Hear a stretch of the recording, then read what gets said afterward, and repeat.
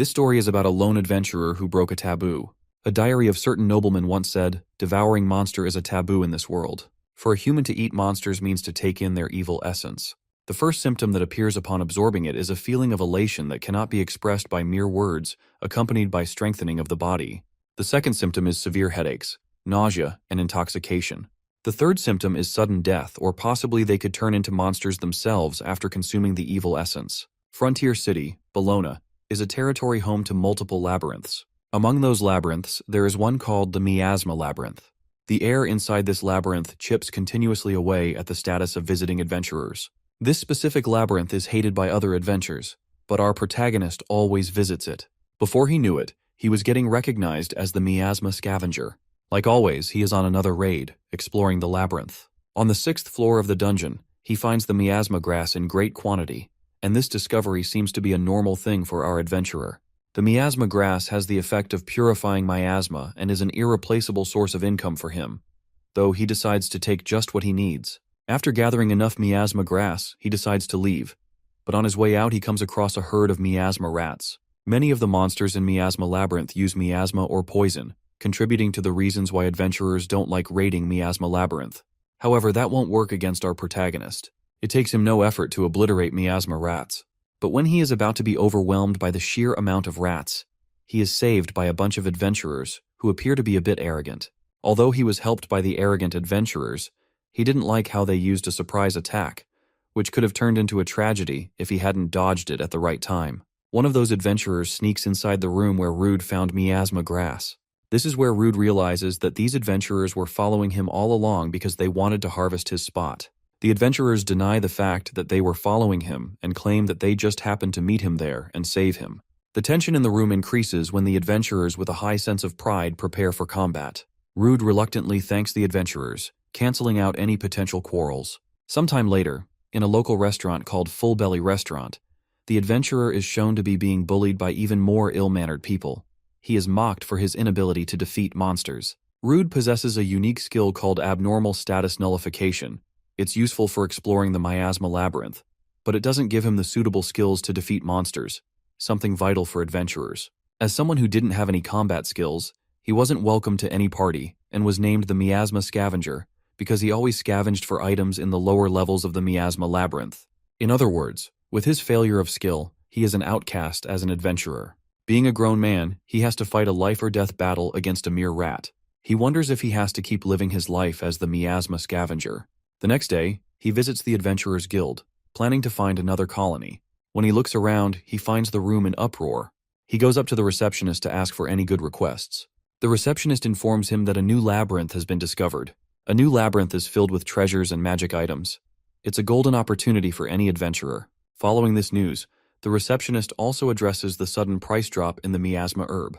Rude is taken aback by this surprising receptionist's remarks. In response, the receptionist explains that the miasma labyrinth was never popular to begin with, and for the time being, since people will be going to the new labyrinth, there will be no demand for miasma herbs. She further reveals that the new labyrinth is in the Yahello Mountains, but Rudy isn't allowed to go there because the exploration requirement of the new labyrinth is to be D rank or higher, and unfortunately, Rude is an E rank.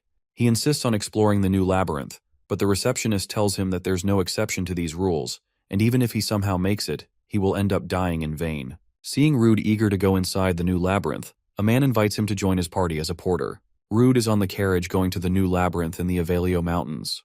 The person that invited him to join in as a porter appears to be nice to Rude. He explains that he wanted someone to carry the materials from the new labyrinth, but couldn't get a hold of anyone. Rude understands that since all the adventurers in the guild are gathered in the new labyrinth, securing a porter is difficult. However, the party Rude was invited to isn't happy with Miasma Scavenger being their teammate, except for the probable party leader. The party leader tries to convince his party that Rude is not a newbie, he has been adventuring for a long while. He then introduces himself as Bayer, the leader of the Scarlet Sword, and a D-rank adventurer. Bayer's party comprises another 2 D-rank adventurers, Sasha and Rick, and together they are Scarlet Sword. Likewise, Rude also introduces himself but keeps it brief. Bayer asks Rude for his guild card, and Rude gives it to him. Rude is a level 7, rank E hunter, with considerably low stats, and he can use fire magic. Although he can use fire magic, the power is too low for use in battle. but it does sort of come in handy in dark places and the time when he is cooking. Bayer says that it's plenty helpful. Soon after, the party of adventurers arrives at the recently discovered Yahello labyrinth. Seeing the empty entrance, the adventurers assume that they are the first ones to arrive. However, that's not entirely true, as the labyrinth is already crowded. Most adventurers have already gotten their hands on the treasure and special magic items. Our adventurers appear to be frustrated after seeing the adventurers everywhere, especially Sasha, who couldn't bear it. Rick suggests they should dive deeper. There would be fewer people further down the labyrinth. Rude shares his opinion on the matter and says that it's better if they start with mapping the first layer. However, Sasha and Rick don't like seeing Rude, an average E-ranker, giving out his opinions. They even badmouth him. But Bayer calms the situation down.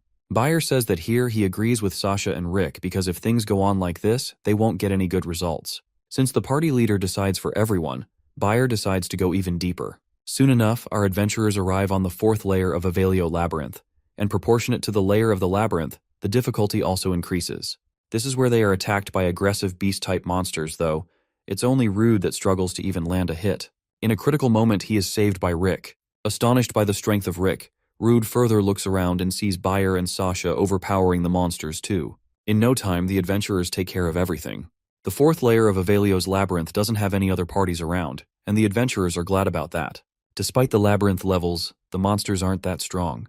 Luckily, they also found some treasure. Rick, being bossy, orders Rude, the lowest-ranked adventurer in the room, to collect the materials from the monsters. Rude refuses to collect the materials because the monsters he is supposed to collect materials from are very damaged. Moreover, Rude concludes that the magic stones most probably are also shattered as well. Rick isn't too pleased with Rude's response. He asks him to not slack off and do his duties. Rude is very used to dealing with people with that kind of demeanor. Even though he is humiliated, he stays composed and agrees to perform his duties as a porter. Although he swallowed the humiliation, he isn't very satisfied with the visuals of the monsters' corpses. Everything is all mangled, the guts and blood smell awful, and the level of damage dealt to these corpses is not normal. To find an easy solution, Rude attempts to burn the monster's corpse. Rick sees this and presumes that Rude must be cooking it. Since they have been exploring the fourth layer of the Yahello labyrinth, Rick remarks that he is hungry, and even the monster meat is starting to look delicious to him. Sasha tells him to not say that, even if he is joking, because it's taboo among adventurers to eat monsters. There is no knowing what would happen if someone tried to consume the monster. The mana is absorbed into the bodies. Rick replies that he was just joking. He intends to eat tons of delicious food with the money he has earned. Out of the blue, the ground starts shaking, and fear strikes everyone standing there. When the shaking slows down, a B-rank monster, a minotaur, makes a dramatic entrance. After beating numberless monsters, the adventurers wonder why a B-rank monster is on the fourth layer of the Yahello labyrinth. Scarlet Sword is convinced that they can't beat a B-rank monster by themselves. In a moment of panic, Bayer asks Rude for his backpack and tells him to keep an eye on the movement of the minotaur. Minotaur isn't a regular monster that can be easily defeated. Even though he is anxious, Rude waits for Bayer's call. Standing beside Rude, Bayer takes out his sword and abruptly lands a grave wound on him. He does it while having a big grin on his. As he commits this atrocity, he says that it's his great plan. Following the fall of Rude, Bayer calls his party mates for a quick escape. To make matters worse, Rick uses his unique skill, the Warrior's Engagement, which makes the target the focus of the monster's attack. To make it even worse, Sasha uses her skill Haste, which doubles the target's speed. Rude realizes that he has been done dirty. Scarlet Sword adventurers were planning to abandon him from the start, and even Bayer himself tells him that there is nothing special about Miasma Scavenger, so why else would they bring him otherwise? The three adventurers waste no time to make a run for it. Rude has been betrayed once again. He doesn't even have the energy to fight for his survival. In the meantime, the rest of his life flashed before his eyes. Miraculously, he manages to dodge its attack but soon realizes that the miracle won't reoccur. This is the end for him. The monster quickly closes the distance and smashes Rude through the platform. Practically unconscious, Rude wonders if he is alive. He gives a sidelong glance to the ground beneath him and realizes that the Minotaur got caught underneath him. But it's only a matter of time for him too. Even if no other monsters come, he will probably die from blood loss or starvation before his body heals. Since he is starving, he begins to hallucinate and is even tempted to eat the monster. A flashback shows Rude being advised by a man to not give up, no matter how hard or painful the life gets. Recalling those words fueled his desire to live. He mindlessly starts biting the monster's flesh. If a human who has depleted their magic were to eat mana-rich monster meat, the monster's mana particles would invade their body. Monsterized state. It's a terrifying fate, worse than even dying due to ingesting poison. That's why it's a taboo. To regain the blood he has lost and sate his hunger, Rude makes a gamble, bringing about an unexpected transformation. He waited for the miracles, but the miracles never arrived. Even though he is not completely right in mind, he can stand tall on his feet. His eyes are burning with the desire to live and are fueled by hatred and vengeance. When a swarm of monsters spots him, they begin to surround him. Rude, who has now become a savage, uses an alien skill called Roar, which originally belonged to the Minotaur. When the skill Roar isn't enough, Rude uses the skill Physical Boost, which temporarily enhances the target's physical strength. After obtaining the Minotaur-like strength, Rude continues to fight the bat-type monsters. And even though this is not surprising anymore, he devours the monsters like there's no tomorrow. Rude obtaining skills, Roar and Physical Boost, wasn't just a fluke, as he also receives the bat's special skill Echolocations, which detects surrounding creatures and is effective even in darkness. Soon after, he sees more monsters coming in swarm. At this point, both Rude and the monsters are rushing toward each other. Only one side will be subject to the title, the ultimate apex predator. Rude has become a ruthless monster slayer. He isn't afraid of the monsters anymore. The only thing that has passed on from his old self to his new self is the will to live. He can sense the monster's magic without even having to take a look at them. Moreover, the battle axe he is using perfectly fits in his hand. His transition from shivering in fear to swinging his axe with a smile is a testament to his growth both as an adventurer and also as a monster. Every time he devours a monster, he feels power surging through his blood. After some time, he manages to make it out of the new labyrinth. Elsewhere, Scarlet Sword is submitting their mission report to the Bologna Branch Guild Master Lankars. He tells Scarlet Sword that he has rounded up every adventurer who was in the labyrinth except for Rude, who was with them. Bayer, being a snake, lies and comes up with a fake story to cover for himself and the party. He explains that the moment they encountered the Minotaur on the 4th floor, Rude was killed before they even had the chance to protect him. Lankars remarks, understanding the situation, and is going to prohibit entry into that labyrinth for quite some time. The receptionist seems to be saddened by the loss of Rude. However, her expression quickly changes when she sees him entering through the entrance of the guild. Everyone is stunned to see him alive, especially the people who betrayed him. Bayer wears his innocent, caring brother role in front of everyone and is the first one to ask Rude if he is okay. After everything, he whispers in Rude's ear to not say something unnecessary, if he wants to live. The other party members also come to play their part in the act and ask Rude if he is okay. Bayer says that they should celebrate Rude's survival, but not in a place like this. Intending to take him outside where they will be doing their shenanigans, they try to force him out, but surprisingly can't move him with brute force. In front of the Bologna Guild adventurers and guildmaster, Rude unveils that he was used as a pawn by Scarlet Sword. Lankars asks Rude what he means by being used as a pawn. He demands an explanation. Rude explains that Bayer stole his supplies and attacked him from behind. Rick used a skill to lure the Minotaur toward him, and then Sasha cast haste on them all so those three could run away. Bayer denies everything in front of Lankars. He says that he didn't do any of that. To settle this matter, Lankars has a way to clarify the truth of the matter and summons the Truth Officer. Seeing the Truth Officer, who rarely leaves the capital at the Bologna Branch Guild, Scarlet Sword starts to panic. Lankars explains that because there has been an unusually high number of deaths among porters temporarily joining the Scarlet Sword, he called in an old favor to bring Truth Officer. He asks the Truth Officer to reveal who is out of Bayer's party, and Rude is speaking the truth. The Truth Officer removes the cloth that was covering her mouth and remarks that the members of Scarlet Sword are lying. Rude's claim is the truth. Instead of accepting the Truth Officer's remarks, Bayer resists and says that the Truth Officer's word couldn't be believed. Lankarsi explains that skills like Truth Skill are impossible to acquire later in life. Its effectiveness rivals that of a unique skill. No lie can pass before the Truth Skill. And what could be more trustworthy than the words of someone who had pledged to dedicate that power to a country? Abandoning your comrades is an adventurer's taboo. Lankars appears to be aware of the fact that Scarlet Sword has intentionally injured their comrades and used them as disposable pawns previously. If they were to be thoroughly investigated, all three adventurers would certainly have their adventurer qualifications revoked, and they all would be reduced to slavery. Bayer hates the thought of working as a slave. He blames the Truth Officer for being there, something that is extremely rare. He rushes at the Truth Officer and aims his sword at her, but Rude steps in at the right time and blocks Bayer's attempt. Rude tells him to not touch the Truth Officer, and following this comment, he punches him in the face, smashing him through the wall on the far side of the room. He told Bayer to stop because it was no good. After this, Rude discusses Scarlet Sword's situation with Lankars and the receptionist girl. Rude is informed that the three adventurers will be taken in by the staff and will undergo a proper interrogation. If it is confirmed that they are repeat offenders who use their porters as bait, The members of the Scarlet Sword will lose all their possessions and adventurer qualifications and will be reduced to slavery. But Bayer went as far as to cross the truth officers. He probably won't appear before Rude ever again. They lost the rights of the profits gained in the new labyrinth. Lankarsh says that in this case, Rude should be the one to receive it rightfully, and then surprises him with a leather pouch that has 20,000 Regan inside it. Initially perplexed, he begins to show excitement when he thinks about how he could cover his living expenses with this money. Under normal circumstances, it would take him a while to accumulate such an amount by diligently gathering miasma grass.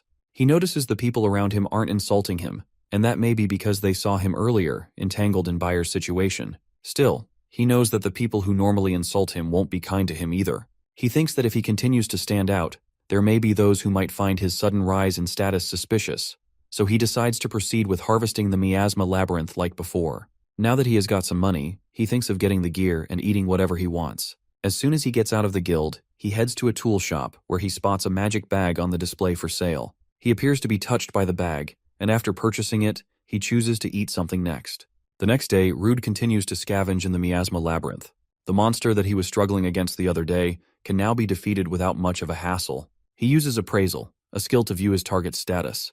The miasma rat is a level 9 monster that has a relatively high HP and agility. The skill he obtained after eating monsters can even be used on corpses. After checking out the miasma rat's status, he is curious about his status. He wonders how much has he improved, and makes a rough estimate that he must be level 20 because killing the rat was easy. He opens his status and grasps that everything has changed since the last time, and he is now level 42 with 188 health points, 156 strength, 136 endurance, 136 magic points, 112 spirit, and 125 agility. Astonished by an unprecedented growth in his level, he checks the skills he acquired and finds out that he possesses a great number of skills. Earlier, he passed by the path where he fell on the way back from the new labyrinth. The wall that should have been broken was sealed. The new labyrinth will remain closed for a while, so he planned to explore the miasma labyrinth. Rude wants to test his new power out. He wants to see how effective it is on the deeper floors. He also wishes to study the effectiveness of the bag he bought earlier from a local tool shop. For that, he needs to choose the right monster for his first try. Rude continues to dive into the deeper floor, from slaying miasma rats and toad-type monsters on the 6th floor to effortlessly cutting spiders on the 13th floor. However, he still isn't clicking with the monster spawning on those floors and wants something challenging to test out his new skills on. He gradually makes it to the 24th floor, where he sees a single lizard soldier, a level 25 monster that normally coordinates with their companions and fights as a group.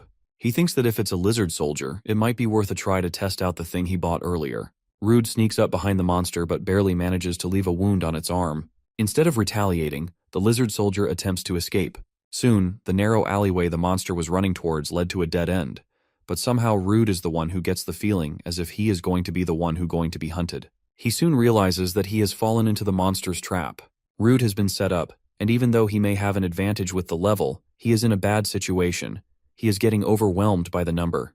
With no other more efficient plan, Rude decides to go all out and take the monsters one by one. He proves to be several times stronger than the lizard soldier, but his advances are made redundant by the remarkable teamwork of the monsters. Just when he is about to slay one of the soldiers, another soldier jumps in with a shield and covers his kind. The surprise is followed by a sneak attack from behind, but Rude once again dodges it. He wonders how many of the monsters are there. Rude isn't shocked by the fact that these monsters are good at working with each other. He is taken aback by their tremendous use of ambush tactics and the degree of coordinating their movements. Rude noticed that just before the monsters showed their amazing coordination, there was a high-pitched sound. It was from the General Lizard, operating from the back. He uses his appraisal skill to check out the monster's stat, and finds out that General Lizard is a level 32 threat who outstands with his one-handed swordsmanship and command ability. He perceives that the General Lizard is the boss. General Lizard once again commands his soldier to attack, using his high-pitched sound. In response, Rude activates his physical boost skill to counterattack. Instead of fighting the soldiers, Rude leaps into the air and attacks the general with his sword. However, despite being lower in level, General Lizard is unscathed. The monster immediately retaliates by aiming his sword at Rude. Rude is in a position where he can't dodge it. Then all of a sudden he activates his skill Steel Body, which he acquired from the spiders. Rude is sure that he felt the impact from his previous attack, but for some reason, there are no scratches on the body of the General Lizard. What's surprising is that the general doesn't possess a skill that enhances his durability. He guesses that it may be borrowed from someone else, though there aren't any particular skills that stand out. Rude pays close attention to the soldier standing behind the general and sees the open wound on its upper body. The place of that wound reveals that Soldier Lizard was taking the damage instead. The feat to do this requires the substitute skill, and that lizard happens to have it. Rude sets its eyes on the substitute lizard and kills him in an instant before it can even react. Seeing his ghouls die, General jumps at Rude, though he seems to be already prepared for such scenarios. Rude activates Thread Manipulation, a spider native skill, and uses the silk thread to climb up. When the lizards gather around, hoping to catch Rude, he manipulates and casts the thread like a net to catch everyone. Since the monsters are now unable to move, he calls it his victory. Rude wastes no time in beheading the general. Now it's time for Rude to eat the lizards. He also thinks of using the bag he purchased with the money he got from the guild. The space inside the bag is expanded by magic, and the weight is completely reduced when it's closed. He takes out the utensils and seasonings for proper cooking this time. When he was on the hidden floor, he was just desperate to survive. Trying out some properly cooked meat was what he always wanted to try. Now it's time he eats something good. He chops the meat into slices and cooks those pieces in a frying pan. Before trying out the meat, he imagines how delicious it may be now that it's cooked, and soon takes the first bite to realize how heavenly and delicious the properly tended meat is. He believes that he might get addicted to the monster meat because he never thought it would be good to that extent. While eating, Rude notices that he has got new skills. He once again regresses to the question, how can the monster meat be so good? He assumes that it could be related to the magical powers that monsters possess. The skills from the Minotaur Armor Spider and Evil Eye have been quite helpful. As for the monsters whose skills he hasn't tried yet, there's the Thunderwolf and the Black Serpent. Now all excited after consuming some exquisite monster meat, Rude decides that on his way back he is going to try eating more of a variety of monsters. When speaking of skills, he remembers that the lizard with the substitute skill was also there. After this, he dives into the 21st floor and continues his hunt. When fighting the monsters, he demonstrates a variety of different skills, including the Lightning Cloak, the one he acquired from the wolves. The monster swarm he just defeated was a pair of monsters specializing in inflicting status ailments. Moving on, he has the frog meat and insect dishes. It's time for him to feast on them. He uses those ingredients in cooking fried chicken. It turns out to be so good that he craves a beer combo with it. Just by taking a bite, Rude also acquires a set of some new skills: Venom, Temperature Variation, Poison Scale Powder, Paralysis Scale Powder, and Aerial Slash. While feasting on the tender frog meat, he hears a crashing sound followed by a human voice. He wonders if any other adventurers have made it this far in the labyrinth besides him. He quickly packs everything in his magic bag and rushes to investigate the cause. It's rare to find other parties in combat. He fancies exchanging the information with them, that is, if he finds them. Elsewhere, on the same floor of the Miasma Labyrinth, a party of adventurers has severely wounded a woman. It appears that the adventurers had a hard time battling the woman. One of the adventurers implies that the woman used magic to defend herself, and her use was in excess. The adventurer leading the party removes the hood of the woman's robe, and the woman is revealed to be an elf. While thinking about how much an elf woman would sell for, the adventurers hear Rude's voice from behind. As he is making a cold entry, he remarks that he was hoping for some friends, but it doesn't seem like these people would be that easily gullible. He comes out of the dark and says that he doesn't know their story, but he can't just stand idly by and watch a woman being attacked. The leader of the vicious adventurers party asks for Rude's introduction. The elf tells Rude to get out while he can, because the guys he is up against are adventurer hunters. Rude realizes that he has heard about these adventurers before him. They are all high-ranking adventurers. Rude can see through the adventurers' levels, but it's only levels that he can view. Status and skills aren't viewable. The leader of the party, Falzas, is a level 65 adventurer. Shocked by something quite strange, he contemplates if the adventurers have some kind of concealment skill or counter-magic tool. Falzas orders his companions to take Rude down. His party members were eager to attack Rude. They were impatiently waiting for his order. The first person to attack Rude is a psychopathic guy with his tongue out. Despite his shabby appearance, he is agile with great stamina. The psychopath applauds Rude for standing strong, and Rude tells him that it is because his opponent is weak, simply mocking the guy.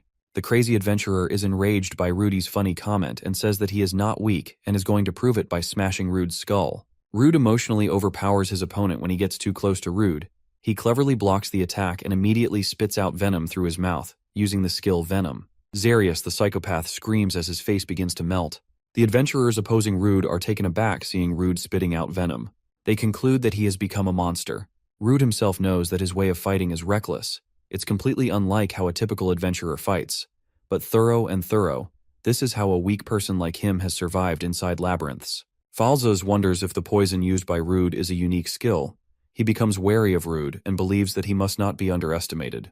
He tells his two other companions to charge together with him, and the three of them jump at Rude all at once. Rude does an incredible job of dodging the enemy attacks though. He understands that if he stops for even a second, he will get killed. Soon it is disclosed that Falzas is too quick for him, as Falzas kicks him in the face. However, at the right moment, Rudy activates the skill Steel Body, which protects him from not being hurt. Although Rude may have saved and absorbed the hit, the impact isn't completely sucked up, as he slips into a swamp. Falzas, being the strongest in his party, is sure that his hit could have broken Rude's neck. If he is still standing on his feet, then that means Rude is a tough warrior. One of the adventurers tells Rude that he is going to snuff out his life. However, instead of resuming the fight, Rude starts running in the opposite direction. Exasperated, the adventurer shouts at Rude to not start running now. With only revenge on his mind, the adventurer tries to follow Rude, but is stopped by Falzas, who reveals that the swamp is poisonous. It isn't guaranteed that someone would come alive after going any deeper into it. Falzas convinces his comrade to wait for Rude to come out of the swamp because there's no way he would be able to withstand the poisonous swamp either. Rude is frustrated. He wonders how long the adventurers are planning to stay near the poisonous swamp. He thinks he was lucky to have fallen into a poisonous swamp, on top of the usual miasma. The poisonous vapors around the swamp will also rapidly drain the adventurers' stamina. Soon after, this is proven to be accurate, as the adventurers are already drained of energy in about 10 minutes. Meanwhile, Rude is waiting for the adversaries to weaken, though he is well aware that if he takes any longer than this, it will become an even bigger burden on the elf since she's injured. Rude starts to take slow steps toward Falzas and the remaining adventurers. He asks them how they feel being affected by both poison and miasma. Falzas and his companion remark that Rude has caused them a lot of trouble, believing that Rude might also be out of stamina. Rude says that he is unaffected by any status abnormalities, so he doesn't know how much pain they all are feeling. Falzas feels tricked. He is surprised to see a nobody like Rude possessing the abnormal status nullification skill. Enraged, he orders his comrades to attack, and soon the fight resumes once again. However, the adventurers aren't able to keep up with Rude, due to the miasma accumulation inside their bodies which lowers their stats. Even their attempt to surprise attack Rude fails when he activates skill Steel Body to harden his body and then enables the skill Lightning Cloak. The effects of direct exposure to Lightning Cloak scorches them, though one adventurer still tries to fight back in the last-ditch effort. Rude uses the skill Aerial Slash as the finishing move to put everything to an end. The sheer amount of attacks pulled off by Rude has Falzas stunned. He asks Rude why in the world a human like him has a monster's skills. Rude replies that he has no obligation to tell Falzas. The fight between the adventurers' leader Falzas and the miasma scavenger begins. Falzas believes that even though he should be completely superior when it comes to fighting against humans, he is at a disadvantage because of the miasma. In a critical moment, Falzas uses the skill of Agility Enhancement and obtains a great extent of agile movement. In response, Rudy activates a physical boost and proves that power beats speed. The Force gets the job done. The level 65 Falzas is defeated by Miasma Scavenger. Rude acknowledges that if it weren't for the abnormal statuses, Falzas was just too clear of him. The elf woman shows gratitude to Rude, her savior. In response, he says that he couldn't have left her in that miserable situation. The elf tries to act brave, even though her body is still affected by the miasma. At the end of the day, he tries to find the reasoning behind seeing an elf in such a remote area, and what kind of circumstances she has to be chased by the adventurer hunters. The surprises never cease to come, as they are ambushed by a giant moth, a level 37 monster with pretty normal difficulty. Rude slays the monster while commenting that it can't win against him just by being big. He uses Aerial Slash, though he isn't able to finish it because of the unprecedented jump scare from the monster. The debris of the collision nearly hits the elf woman, but she luckily manages to prevent any injury from happening. Rude uses skill Aerial Slash, and this time, it deals great damage on the giant moth. However, the monster quickly recovers and attempts to use Paralyzing Scales on Rude, and the reign of the Paralyzing Scales begins. Confident, he tells the monster that paralysis doesn't work on him and overlooks the fact that the elf woman is also there, who may be an elf but doesn't possess any extraordinary powers or resistance. However, the elf woman seems to be prepared, as she uses wind magic to divert the direction of Scales, shocking Rude. Soon, Rude manages to slay the monster. The elf woman, mesmerized by Rudy's skill, asks him how Wonder Paralysis doesn't work on him. Moreover, she asks him why his skills are like a monster's. While he wonders how is he going to answer her, the elf woman falls on her knees.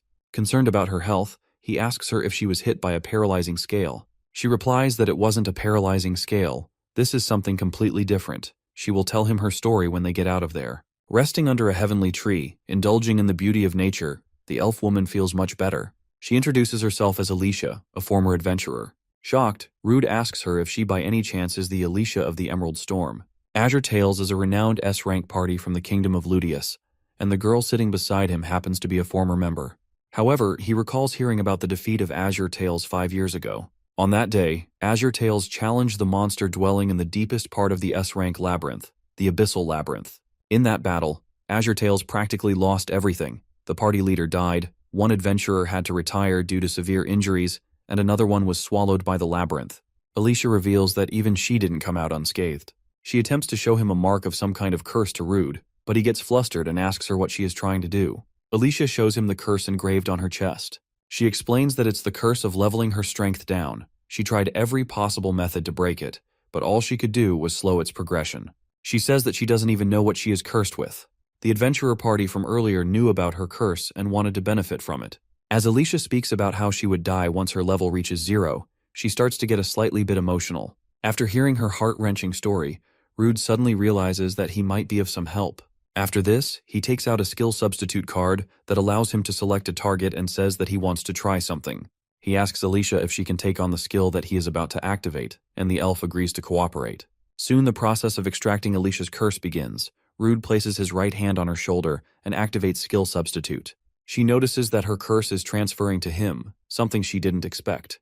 Alicia tries to stop him, but he reassures her that everything is okay, and asks for her trust. Soon, another one of his skills, abnormal status nullification, is automatically activated. The manifestation of Alicia's curse begins to disappear. The process ends without any kind of issues, and the curse on her is successfully removed. Rude himself is quite satisfied with how well his skills worked out. Since Alicia has never seen a human using monster skills, she asks what was just now. Rude asks Alicia to check her guild card, and when she takes a look at her status, it turns out to be normal. He explains that his unique skill is abnormal status nullification. He tried it on her because he believed it might be able to nullify her curse. She calls him an idiot for taking such immense risks, but dearly appreciates him for helping her, someone he just met. Rude and Alicia are having dinner at the Full Belly restaurant. Alicia is enjoying the food and the quality of the alcohol. She gives kudos to Rude for discovering such a good place. However, he doesn't know how to respond to her because they got kicked out last time. Seeing her drinking too much alcohol, he asks her if she's okay with drinking that much because she was badly injured just a moment ago. She says that she has recovered. And besides, on an auspicious day, such as this one, how could one not drink? Not long after, Rude asks Alicia what she plans to do from now on. She reveals that she doesn't have a solid destination that she could go to, and wishes to know more about Rude. And why did he decide to become an adventurer? Long ago, the village he lived in was attacked by monsters. He lost his family, friends, and people he was acquainted with.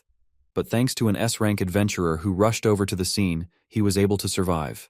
That's something he will never forget. He wanted to become an S-rank adventurer like his savior, hoping that he could save a lot of people. Alicia says that it's a nice goal to have because that's something she also dreamed of reaching. She intends to gain more than she had before she was cursed. Moreover, she is certain that her companions are still trapped in the deepest part of the Abyssal Labyrinth. Whatever the outcome may be, she wants to challenge that horrific monster once again. Alicia offers a deal of joining forces until they both gain enough strength to achieve their goals. She suggests they form a party together and reaches out to Rude to make this official. When Rude is about to decline her proposal, a group of thugs catch Alicia from her wrist and make fun of Rude for drinking with a beautiful girl. They are the same people who called him trash and bullied him in this same restaurant before he was deceived by Scarlet Sword. They approach Alicia offering her a drink, but Rudy tells them to let her go. This angers them, and one of the bullies grabs Rude from the collar. Before the conflict intensifies, she stops them both. She suggests, since they are in a pub, they should settle it by seeing who can drink the most. Even though she suggested that Rude and the bullies should settle it with a drinking contest, she takes part in it instead of Rude.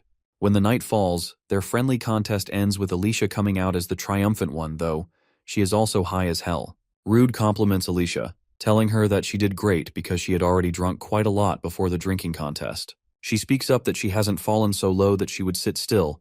She remarks that as her speech slurs. Not long after that, she passes out. Rude uses the skill substitute to transfer her drunkenness to himself, allowing her to be sober again. Engrossed by Rude's substantial number of unique skills, she says that they must form a party together, and once again begins drinking. After liquoring up, Alicia stares at the special dish of the Full Belly restaurant, a salt-grilled barnama, though she seems to be already aware that she can't try it. The manager explains that a monster has taken up residence in the Barnama's fishing grounds. He has notified the guild, but it appears that none of the top adventurers are currently available. The manager asks them if they would like to take on the request. Soon after, our adventurers travel to the Barnabas fishing grounds, a place that is in complete harmony with nature. Both Rude and Alicia are excited to be in such a visually striking place. Their luck meets no end, as they are immediately attacked by the monsters they come to hunt. However, what they called the luck soon turned into a nightmare. They are surrounded by an unfathomable number of monsters. The monsters they are facing are known as Gurnib. It is a level 23 with stats proportional to its level. The monsters attack by spitting out water with great applied pressure. The monsters are not just a few. The number of water bullets he is fighting against is too many. He can't avoid all those attacks if he is using the boat as a foothold. He jumps out of the boat and dives into the water. He does it to grab the Gurnib's attention. When every monster that was targeting the boat saw an even easier prey, they prioritized eating Rude. When the monsters get closer, he activates Lightning Cloak to electrocute the monsters. Rude's special attack allows him to defeat a majority of the Gurnibs. However, some Gurnibs are too deep underwater and do not attack him in the first wave. He tries to decipher the meaning behind the puzzling situation. Before he dives in deeper, he informs Alicia about what he is going to do and also tells her that he needs her help with something. Shortly after, he ties the rope around his waist and dives in. Soon he reaches the point where a swarm of Gurnib monsters are lurking around aimlessly. He is surprised when none of the monsters attack him. Through logical and critical thinking, he realizes that the monsters behave oddly, like they are protecting someone, or maybe something. Regardless of what he observed, he continued to descend deeper. Suddenly he notices something with a lot of tentacles. Because of the blurry vision, he isn't able to see anything clearly. He uses the appraisal to see the newly discovered monster's stats. The hermit crab-like thing Rude is seeing happens to be a level 38 monster named Tentacles, with relatively high health points, multiple times higher than its natural agility. Rude witnesses the monster Tentacles giving birth to Gurnib with its tentacles. As soon as the Gurnib are out of the pockets, they become fierce. If Rudy doesn't defeat the Tentacles, there's no point in continuously killing the Gurnib. Since the monster isn't showing any sign of attacking, he decides to make some preparations first. However, what he initially assumed was the case wasn't precisely the case, as the monster, which is supposed to be protected by the Gurnib, is attacking Rude all of a sudden. Moreover, Gurnibs are also not relenting down. The reason Gurnibs weren't attacking him earlier was because they were trying to take his attention off of the feeler. Rude uses Lightning Cloak to avoid being eaten by the Gurnibs. Since the monster has wrapped its arms around Rude and he seems to be embracing that moment, he tries using Lightning Cloak again to locate the monster's vulnerabilities. However, the giant monster cuts off its feelers before it gets electrocuted. Stunned, he remembers seeing the autotomy skill. Since it immediately cut off its feelers as soon as it was struck by the lightning, it managed to avoid a fatal injury. Soon the position changes from Rude spectating the monster to the monster jumping over him. When he is about to run out of breath, he signals Alicia to pull the rope. Alicia uses her wand and pours some of her magic onto the rope to push it efficiently, leaving the monster devastated. Now lying down on the bank of the Barnabas fishing grounds, he is reducing stress by staying in a nonchalant position. When Alicia asks him if he is okay, Rude says that he is doing okay, all thanks to her efforts. After recuperating, Rude informs her about a boss deep underwater continuously producing Gurnibs. Moreover, the boss uses the accelerated healing skill, so he can't waste any more time. Alicia says that the monsters have a huge advantage over them in the water, so her magic won't work down there either. She asks him if he has a second plan. He speaks about a way, but quickly stops and reflects on the time he spent in the miasma labyrinth, eating monsters for the first time. Since Alicia told him about her curse and even formed a party with him, he thinks that he is also obligated to share his secrets with her, and that must be done before she replies. He asks Alicia to not tell anyone about what he is about to show her. Before long, he dives into the water with a new skill, high-speed swimming, enabling him to kill several Gurnibs in a single swing seamlessly. After outmaneuvering Gurnibs, he sets his eyes on the giant monster. The monster tries attacking him with its feelers, but Rude is too fast to be even bothered. He finds the weak point of the monster and wastes no time in penetrating his sword into its face. To top it off, he uses Lightning Cloak. The giant monster has departed this life. The blood is gushing out of its body. With this, the fishing grounds should return to their peaceful state. However, the problem is Alicia. She saw him devouring a monster. He wonders how is she feeling after seeing something not very human-like, and what she will say when he goes back. Rude comes out of the Barnabas River, hoping to see Alicia waiting for him. When he looks around and doesn't find her anywhere around, he wonders why he even assumed she would still be there. However, as soon as he gets out of the water, Rude is welcomed by her. Alicia reveals that she just can't sit still while waiting, so she starts gathering some branches for the campfire because it is going to help them dry their clothes, especially Rude. Seeing Alicia in her usual demeanor, he asks her if she is okay after seeing him doing a taboo. Alicia replies that it did surprise her quite a bit. However, he trusted her enough to reveal his secret.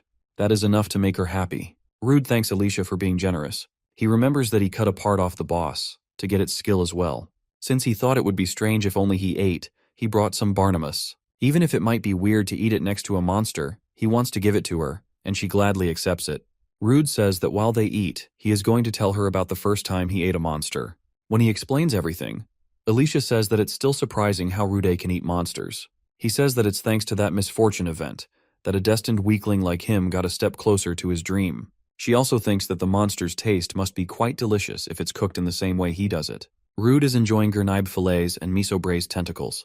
He agrees to what she just said. Rude says that he doesn't want to eat gurnaib anymore, but wants to try cooking it properly. He asks Alicia if she would like to try.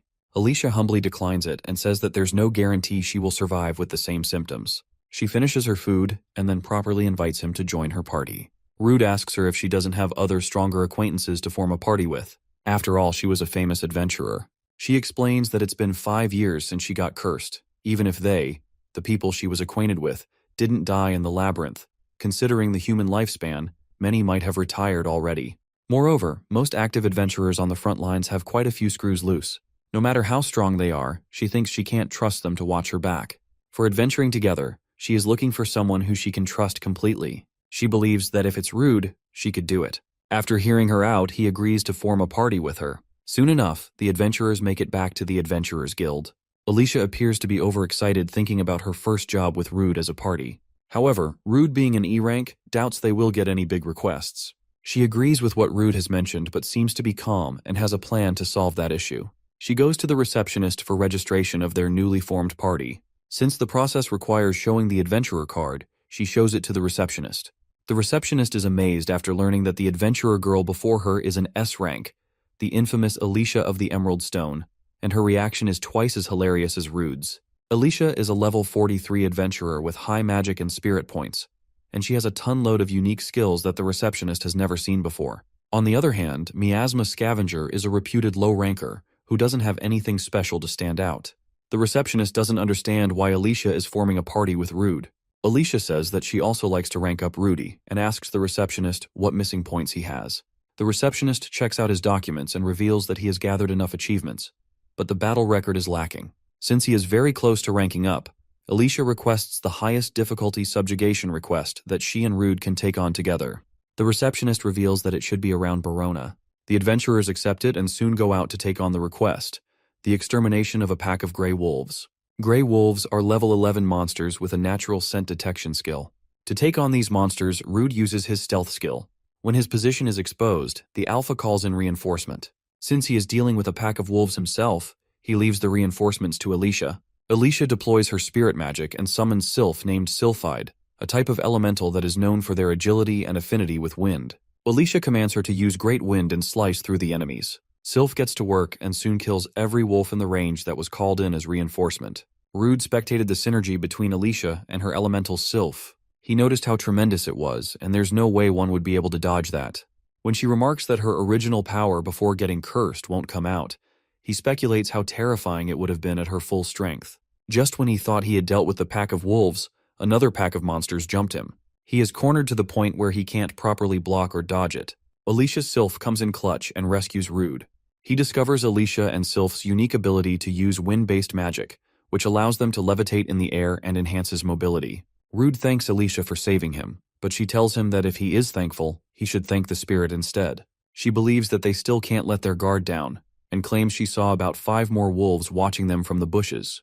There are likely more of them hiding in there. Rude uses echolocation and discovers about 30 of them hiding in the bushes. He informs Alicia to attack where he tells her to. Alicia follows his lead and uses her magical spell to exterminate the monsters hiding in the bushes.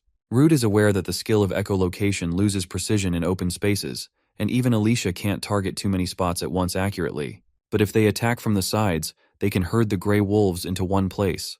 This was Rude's plan, and Alicia has done her part in this mission. She leaves the rest up to Rude. Meanwhile, Rude stealthily manages to get closer to the monsters and uses paralyzing breath to paralyze the wolves from behind. The duo finally lowers their defenses and catch a breath. Afterward, they accumulate a total of 52 dead bodies of the wolves. Alicia says that she has never encountered so many wolves in one day and guesses that their number must have reached that much. Rude asks her about the magic spirit she used earlier. She reveals she can use magic by powering power from the spirits that exist in nature. Spirits are generally everywhere, even though they don't show themselves.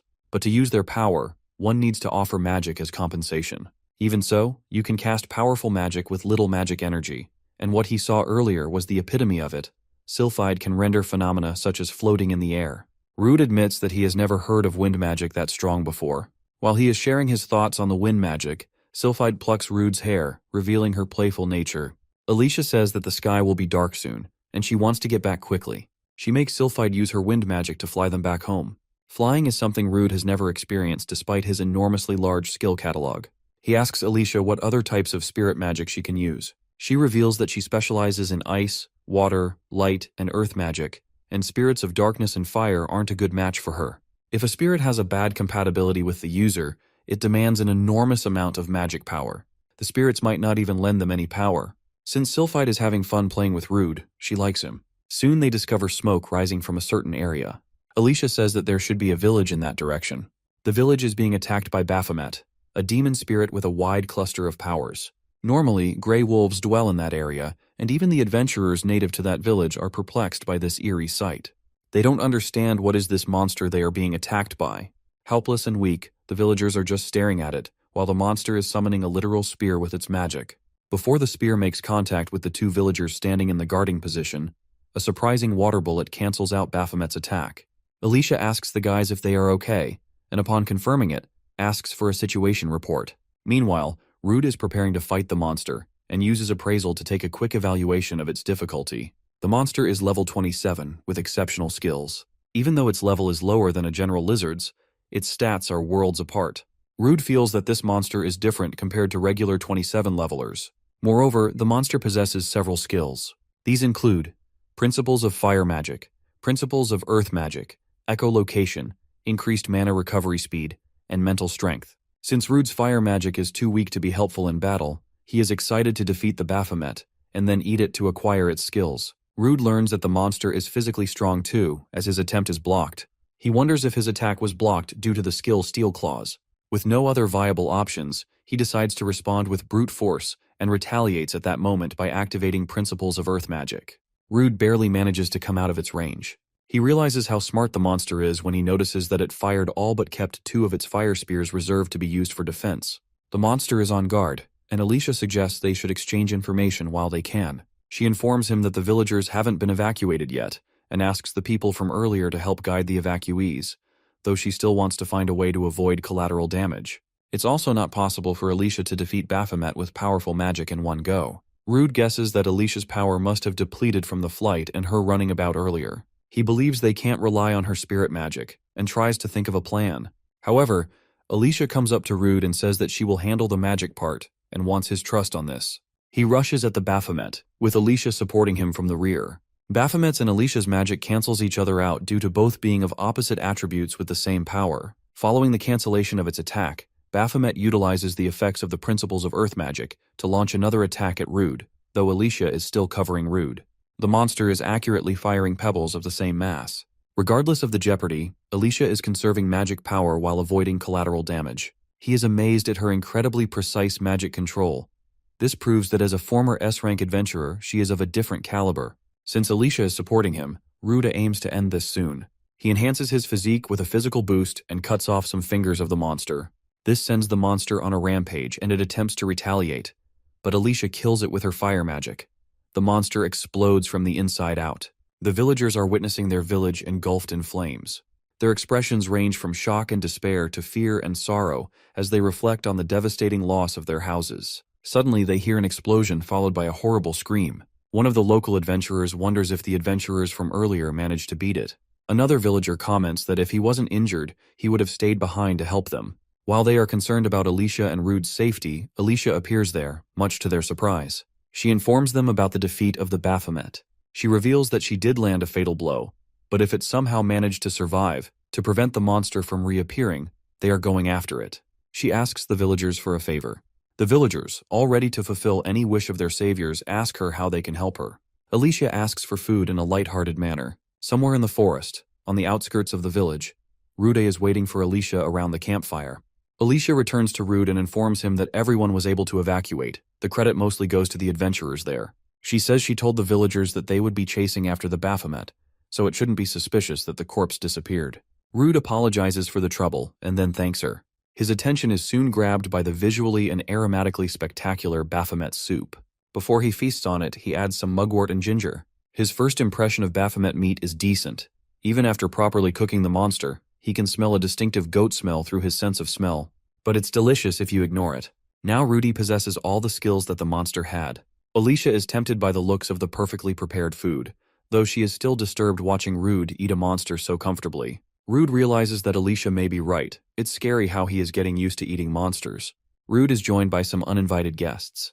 Level 22 Monster Stampig, who possesses a unique skill called Flash Step, which allows them to move rapidly when moving in a straight line over a certain distance. Similar to real pigs, they move in small groups. Rude thinks this is the opportunity for his magic combat debut and tries to attack the monsters with his magic, only for him to realize that his magic isn't working properly. One Stampig activates its skill and covers the distance in a split second, even running over Rude's food.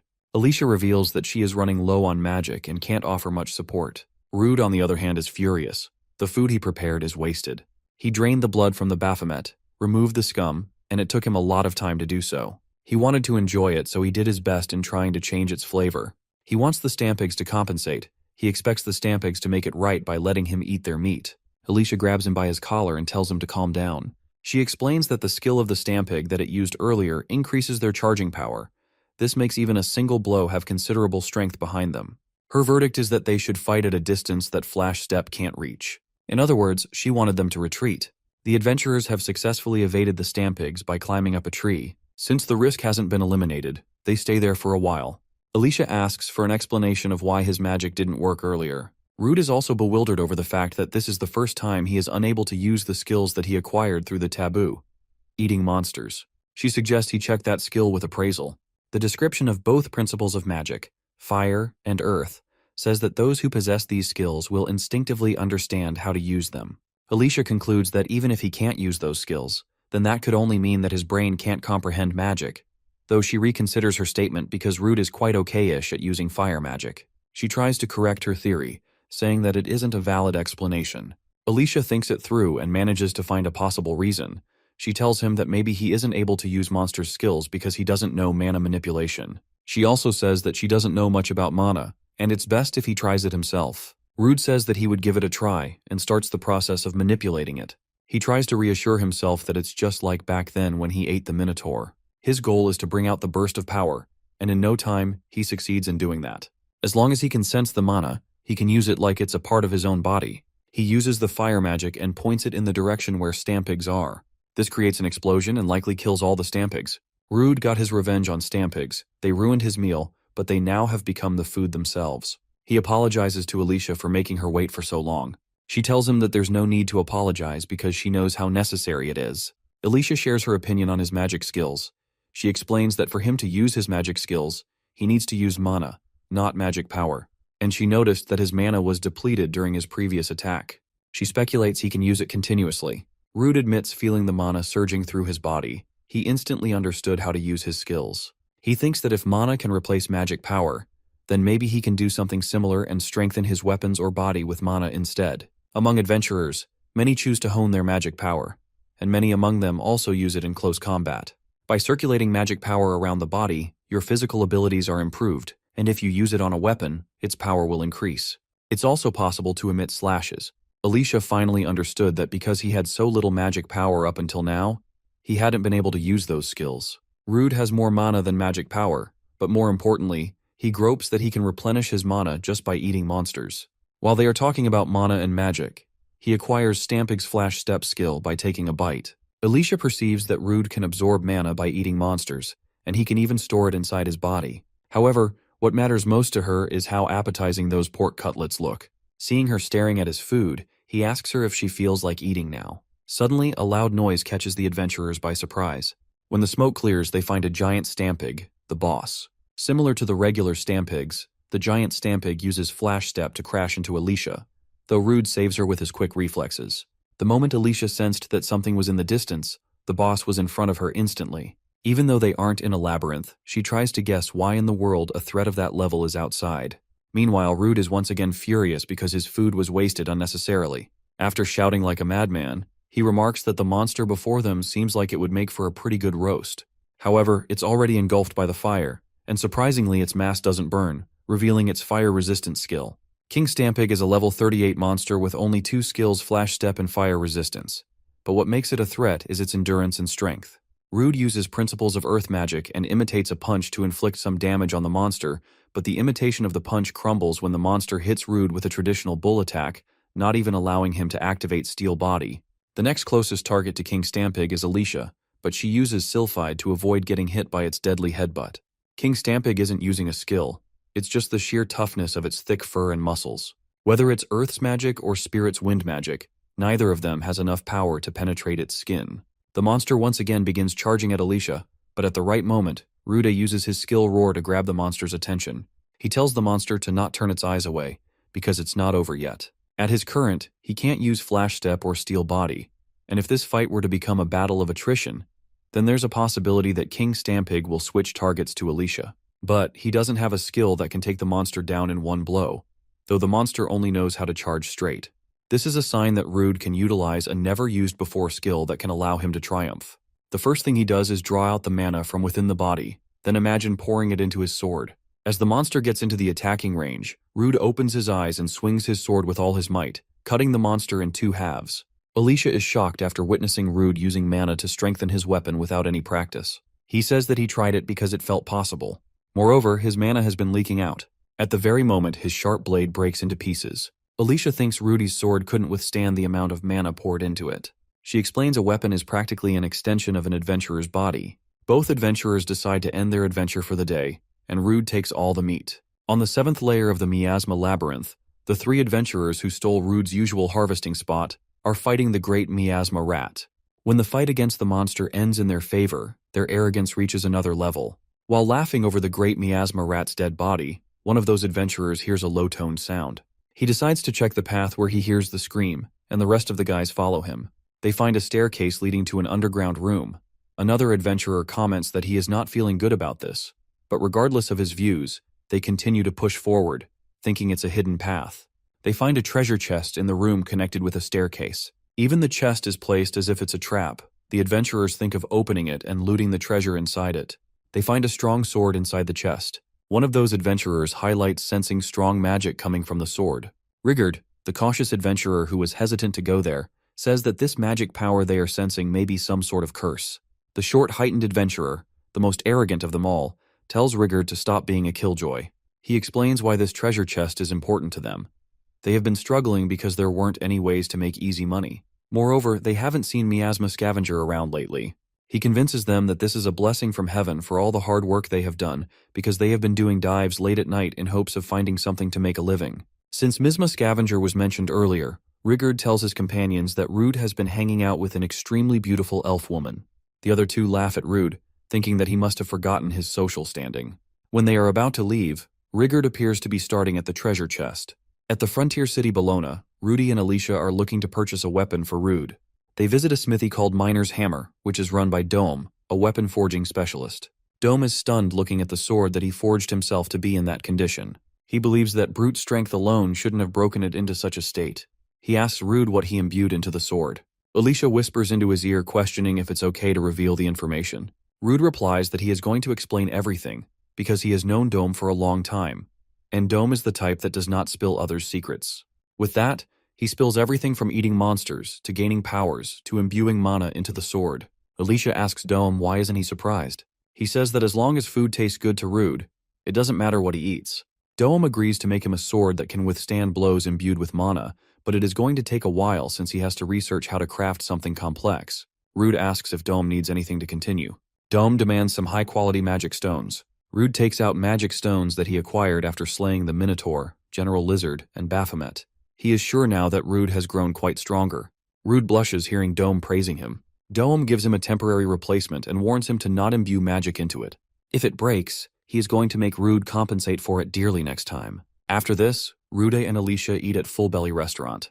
Alicia says that they should refrain from using magic attacks for a while. She feels glad to have met Rude's friend for the first time, even though it was intense. When he jokes about how he feels sorry for being a longer, the three adventurers show up asking to join them. Alicia asks them if they have a problem, and if that's the case, she challenges them to a drinking contest. Rondo, the adventurer who was equipped with the blade they found in the miasma labyrinth, abruptly falls on a table. Perplexed, the arrogant adventurer asks Rondo if he is drunk or what. He notices the sword emitting a dark red aura. The arrogant adventurer thinks that Rondo must have sold it, and is surprised to see it in his hands. Rondo awakens and attacks the arrogant adventurer, exacerbating a deep injury. Possessed by the sword's curse, the Rondo switches target to Alicia. Rude jumps in and dodges its attack on his borrowed sword. Rude wonders what is up with Rondo. The diners are furious seeing Rondo causing a commotion when they are eating, and most of them try to halt the fight by grabbing Rondo by his arms. Alicia attempts to use magic to stop possessed Rondo, though it might destroy the wall behind him, therefore she apologizes to the manager beforehand. Despite Alicia's fierce offense, Rondo gets back on his feet. Rude asks Alicia if she held back. She replies that an adventurer shouldn't be able to stand after being struck by something of that level. When Rondo begins sprinting toward our adventurers, Rude also charges at him to prevent him from causing any more damage. Alicia asks the manager, who is also the chef, to heal the injured, that is, if he can use healing magic. Rude sees madness when he checks Rondo's status through his appraisal, which is normally marked as normal. The Rondo Rude is currently fighting is different compared to the one he knows. His stats are way higher. Alicia cooks up a magic charge and asks Rude to move aside. She reveals she is going all out this time. However, this time, the sword absorbs her attack. Alicia realizes that the sword Rondo is equipped with is cursed. Much to their astonishment, Rondo also appears to be leveling up by absorbing magic. The bond of sword symbiosis begins to take hold of his arm. Rondo then jumps at him, and although he manages to block it, the weight Rondo puts behind his swing is several times greater than his previous ones. When Rude finds his legs exposed, he grazes his leg, but Rude notices that the red and black tentacles-like things are closing up his wounds. Alicia can't support him with magic either, as it might get absorbed by the sword again. If she wants to help Rude, she thinks she has to look for an opening and deliver a decisive blow. When Alicia and Rudy are planning to kill Rondo, Rigard comes out of the restaurant's destroyed wall and requests they don't kill his friend. He admits doing terrible things to Rude, but for him who couldn't succeed and could only look down on those below him, Magnus and Rondo were his only solace. He wholeheartedly requests they should spare his life. Rude says that he would try his best. Rude informs Alicia that he is going to use the substitute and demands she let him fight for a minute. He remembers it took him about 10 seconds to activate the substitute skill on Alicia. The problem in this fight is how is he going to keep Rondo under control while getting rid of the curse. Rude is once again attacked by Rondo, but he barely manages to block it. When it comes to retaliation, he just holds the magic sword back so the sword won't absorb the magic. He uses principles of the earth magic to confine Rondo's movement. He believes he can get rid of Rondo's curse the same way he did with Alicia, that is if the cause of his state is a curse. In the critical moment, Rudy uses substitute skills. The substitute ability makes Rondo regain control over his consciousness. He requests Rude to save him. Rude's efforts to remove the curse from taking possession of Rondo's body fail. When the substitute skill cancels out, he is thrown back. Rude realizes that it wasn't Rondo who rejected his skill. It was most likely that sword's will. He guesses he could have a chance at winning if he was to weaken the curse a bit more. Rude uses principles of fire magic to weaken the curse, only to realize that Rondo broke through the restraints, though he managed to remove the curse from his left arm.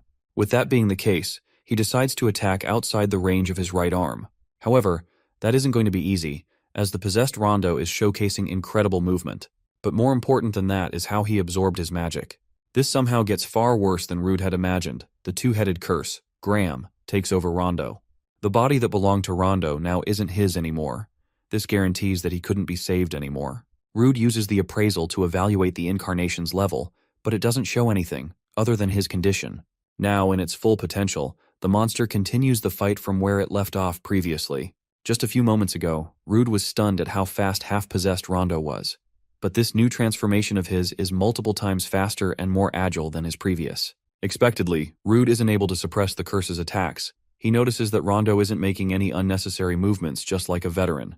Out of the blue, the possessed Rondo jumps over Rude, but Alicia steps in at the right moment, and she throws a magical attack that she had already charged. Even though she normally operates from the rear, she doesn't miss the chance to strike the monster with a direct kick. This is then followed by another magic attack that sends him flying. Rude thanks her and says that he didn't know she could also fight at close range.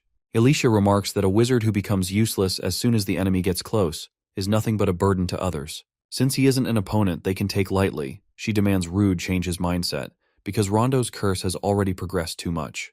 The only way to stop Rondo is by destroying his heart. Rude understands the mission and stands up to annihilate the curse. Meanwhile, Rigurd and Magnus are panicking after hearing Alicia talk about the plan to destroy Rondo's heart.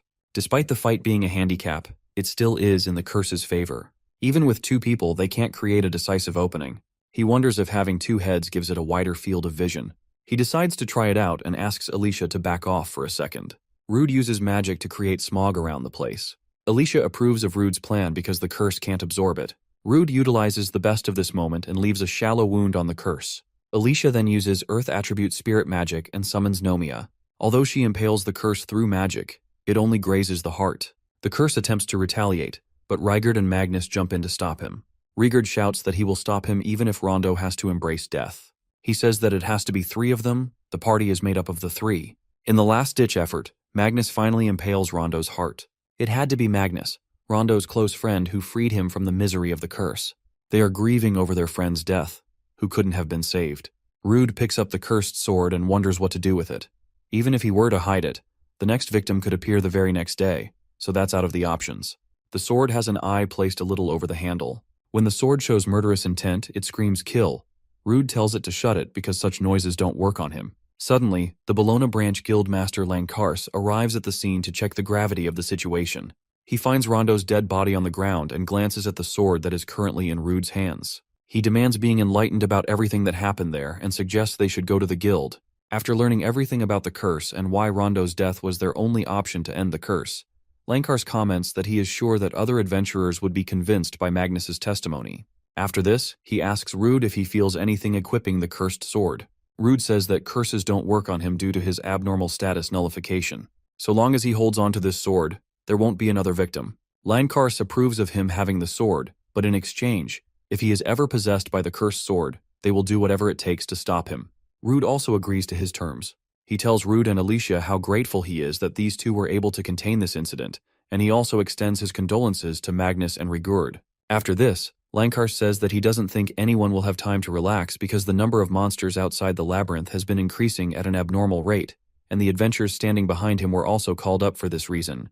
These monsters have come from the recently found Abellio labyrinth, and according to the reports from the survey team, there is a certain monster inside that labyrinth that is behind this unprecedented event. This monster, Miasma Dragon Basilista, is estimated to be level 70 or above. Its fighting prowess alone isn't something to be trifled with, but the biggest problem is that it spreads high concentrations of miasma.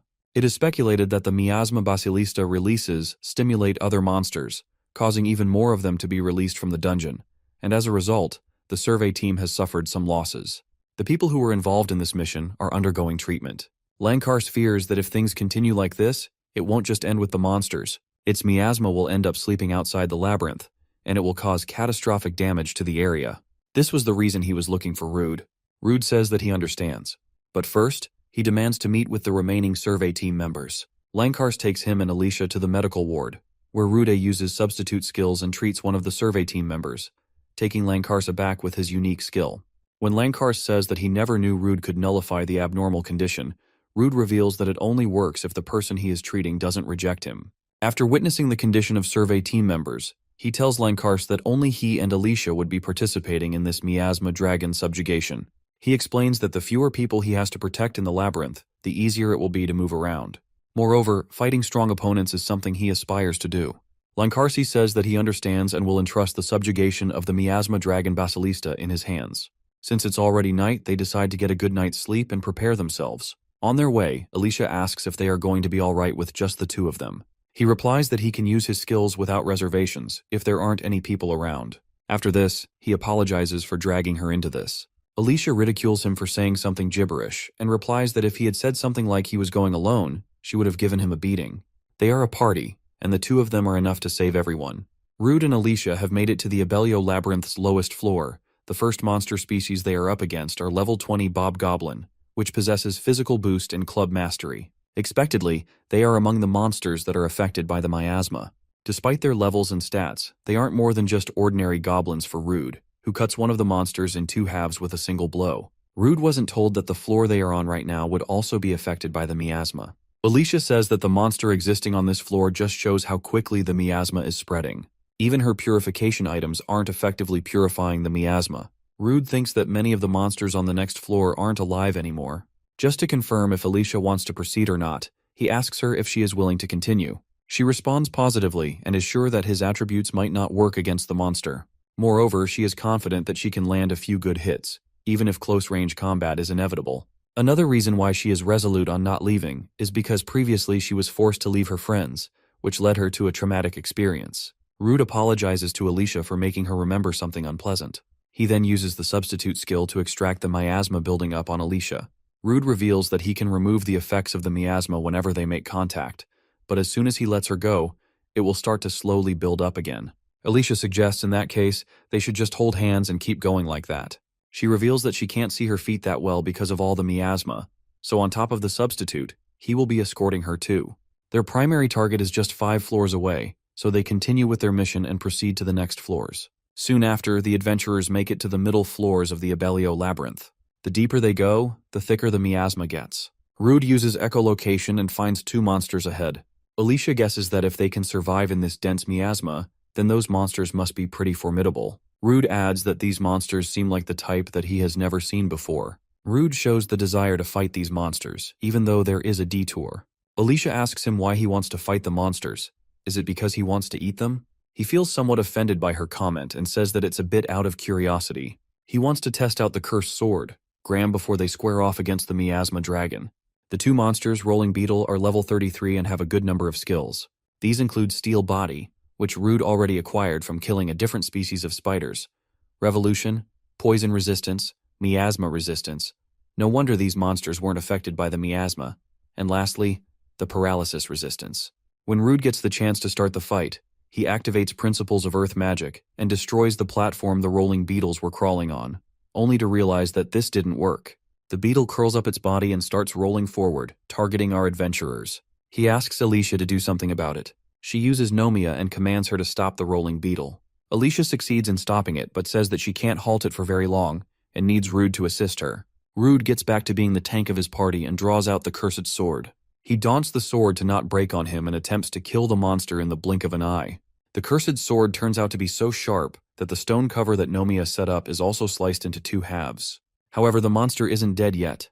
Its scales were too shallow that not even a cursed blade was able to cut it. Rude believes that the cursed sword doesn't have enough power, so he asks Alicia to charge it with her magic.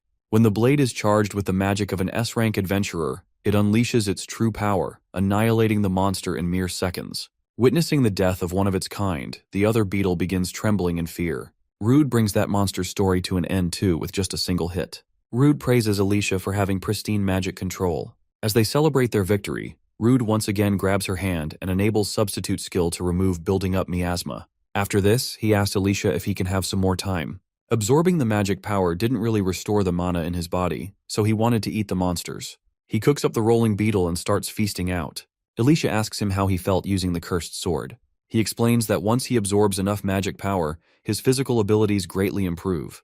Alicia believes that if he pours his mana into the cursed sword, it won't break, unlike his previous blade. He wonders how effective this sword is going to be against the miasma dragon, which according to eyewitnesses' reports is as big as a tree. He divulges that his previous sword was better in terms of weight behind the attack. Suddenly, the cursed sword starts demanding something. Confused, Rude asks to confirm if it is meat that the sword is asking. The sword then explicitly asks for the magic stone. Rude takes out a magic stone from his bag and before giving it to the cursed sword, he mixes some of his blood into it. The sword gobbles up the magic stone and grows greatly in size, much to their surprise. Alicia inquires of him about how he knows the magic stone was what the sword was calling for. Rude tells her that the sword communicated with him directly into his head. He wonders if it got annoyed because he called it weak. Rude informs Alicia that he has pretty much figured out how to use the cursed sword. The adventurers seem to have made great progress. They are just a floor above where the miasma dragon was last spotted. Just when they mention the miasma dragon, they get to hear it roaring. But it's so unfathomably loud that even the ceiling above them is about to collapse. Rude suggests they should support the ceiling with earth magic, but Alicia does not approve of Rude's plan. She explains that if they try to protect themselves, the stairs will end up getting blocked, and they will lose their chances to fight the miasma dragon. Since it has come to this, she decides to break through all the extra floors and reach the floor they were headed for, the miasma dragon floor. After a rough adventure, our adventurers safely make it somewhere. They try to check the place around, but it's too dark. Rude uses his thermal search and discovers what is creating the mist.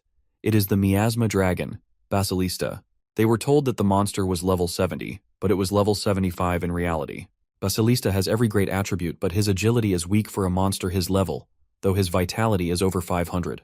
The miasma dragon carries a wide range of incredible and rare skills. Rude also catches a glimpse of its fangs and claws, which are poisoned.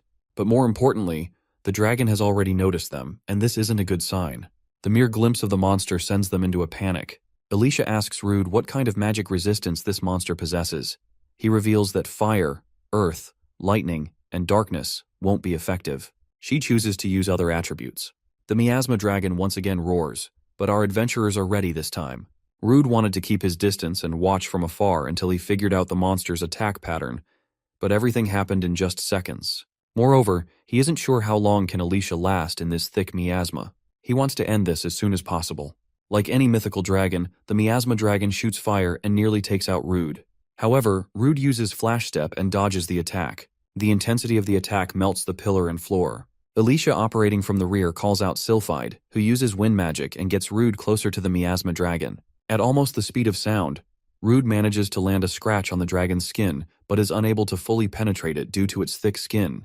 He is convinced that his sword and the magic he uses aren't compatible with it. Even Alicia's spirit magic isn't making any difference. The monster remains unscathed. While they are preparing their next move, the dragon throws the quills at Rude and Alicia by wagging its tail. Rude and Alicia both blocked that attack with steel body and spirit magic, respectively. They wonder how they are going to deal with the dragon. It has high defensive power and even has various long-range attacks.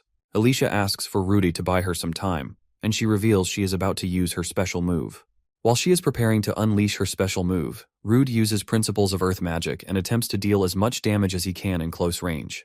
Not only is he taking offense, but is also simultaneously defending Alicia. Alicia has left herself completely defenseless and is relying on Rude. She has to make up for his share and pour all of his magic power into this one attack. She summons all of her elementals, Salam, Urdale, Nomia, and Wakian, and continues to work on that special attack. Meanwhile, Rude is going all out fighting her and then tracking back to protect her. Soon she informs Rude that she is done preparing. He needs to get out of the way. Alicia launches her special move, Spirit's Quintet, which brightens the entire room. When the smog disappears, the monster is still standing despite all the injuries it has received. She failed to take it down and remarks that if she was at her full strength, she could have finished it in one shot.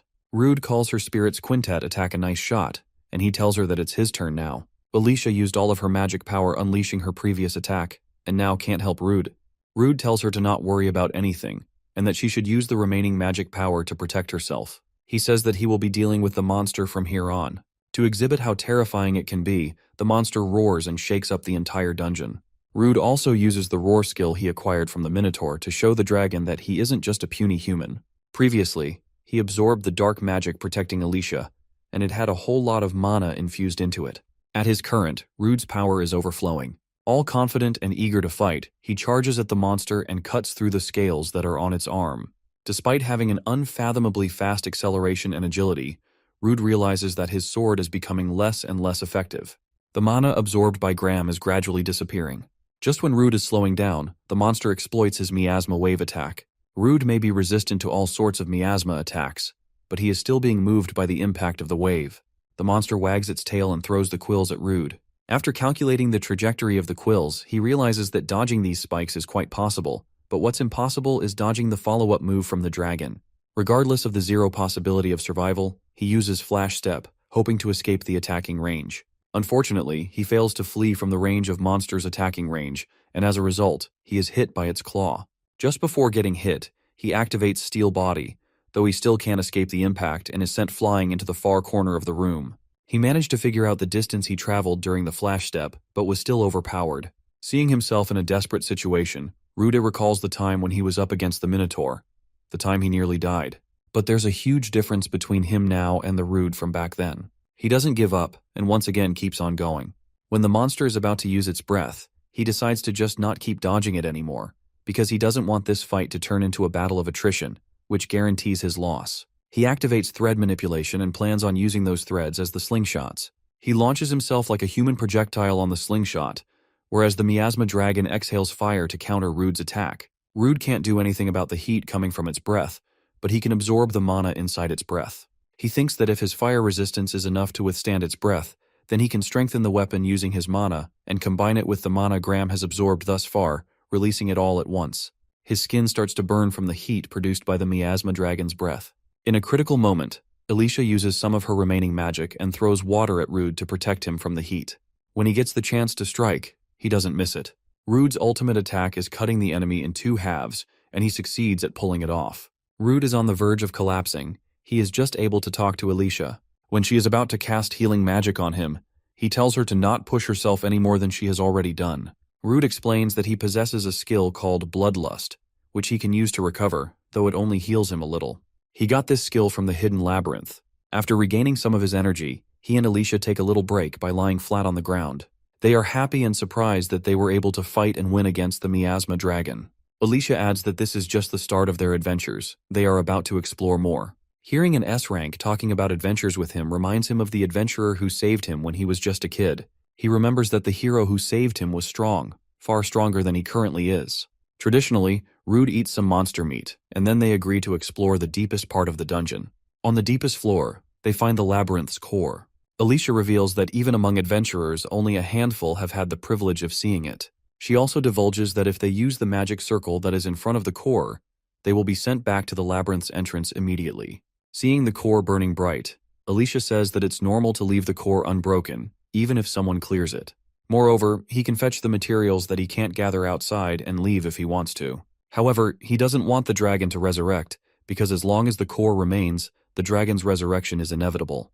Rude went through hell in the Abellio labyrinth, but thanks to those experiences, a path to his dream opened up.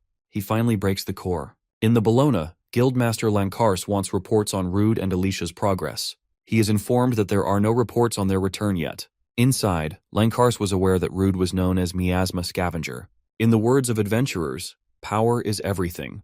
Even if Lankars had tried to mediate the situation, it wouldn't have stopped. If that was enough to make him give up his dreams, then that too is another path. While Lankars is contemplating what to do next, he abruptly receives a report about Rude and Alicia's return through a teleportation circle. The reporter reports that the subjugation of the miasma dragon and the destruction of the dungeon core was successful. Rude and Alicia did it. Lankars is surprised but happy more than that. He never thought Rude, the infamous miasma scavenger, would end up saving the city. The guild then welcomes the heroes who saved the city of Bologna from a level 75 threat. In Golar, a city near Bologna, the lord of the city is furious over the matter of Bologna destroying the labyrinths. He planned on seizing ownership of the labyrinth, which isn't possible anymore. However, his advisor, the second in command, thinks that this destruction of the Abellio labyrinth is better for them, because Bologna could not deny the legitimacy of Golar's claims of ownership. Because of that, they have decided that destroying it is better than handing it over. With that being the situation, he believes that they could argue with Bologna Guild and have them compensate.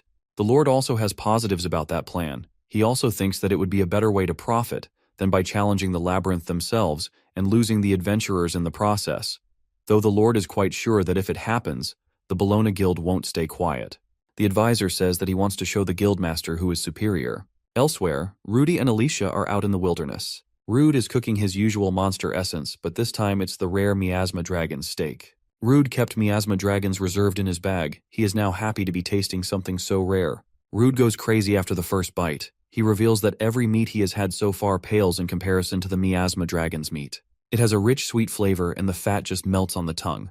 As he is explaining how delicious the food he is savoring is, Alicia is drooling like usual. She stands up and says that tonight they are going to have some premium steak, and she needs Rude's help in the location for the best food. Rude tells her that he is in the middle of eating the steak and can't help her. Alicia replies that they need to hurry and gather information on good restaurants around the city, so he should finish already. Following the collapse of the Abellio labyrinth, 4 days have passed. The guildmaster Lankars has summoned our adventurers to finalize the reports on the raid. After the report completion, Lankars hands them their rewards, 1.5 million Regan. Rude is stunned to see that big of a sum. Lankras explains that the required level for the Abellio LA3 Byrinth is 70, so the amount Rude and Alicia have received is fair and well-deserved. After handing him the reward, he informs Rude that they will be updating his rank, because just the two of them conquered that labyrinth all by themselves. Rude was recently promoted to D rank. He is quite surprised that his rank will be re-evaluated once again. He is already a level 52 adventurer. Alicia thinks that even if he has been fighting monsters way above his level, the speed at which he is growing is abnormal. Normally, if an adventurer reaches level 40, their leveling slows down immensely. Alicia catches him grinning when she looks his way. Before she can figure out why, Rude smugly discloses that he's finally surpassed her level.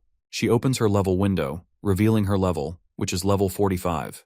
Rude says that even if he may be higher in level when it comes to combat power, she is still stronger. She agrees that the levels are just an indicator. In the end, combat power is mostly defined by the skills and experience of that person.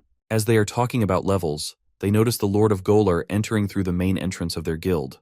The Lord recognizes Rude as the miasma scavenger in an instant.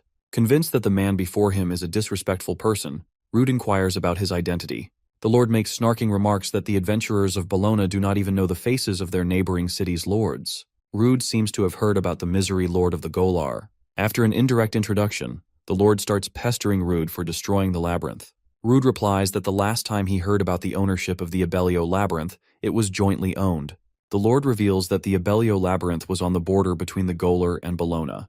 However, Bologna shut them out, claiming that something strange was happening inside the labyrinth. On top of that, they even caused an influx of monsters to appear, and then they destroyed the labyrinth. He asks Rude how are they going to compensate Golar City for the profits that they were supposed to gain from the labyrinth and the damage to their surrounding territories because of the monsters. Alicia interrupts the Lord and tells him that these kinds of matters should be settled by the guild representatives. Moreover, she remarks that there haven't been any reports of monsters flooding Golar's territories, and it should have been reported already that several of Bologna's adventurers have already dealt with the situation. She then questions who granted the people who didn't contribute to anything the right to speak. Rude isn't surprised that Alicia is eloquent with her words. She is an experienced S-ranked adventurer after all. The guildmaster from Golar, the second in command, recognizes Alicia of the Emerald Stone. He heard rumors about her being affiliated with Bologna and now has confirmed it with his very own eyes. The guildmaster insults Alicia without any filter, remarking that seeing as how she should have eaten away by the curse of the abyssal labyrinth, it would only make sense for someone like her to be suited for the likes of Bologna.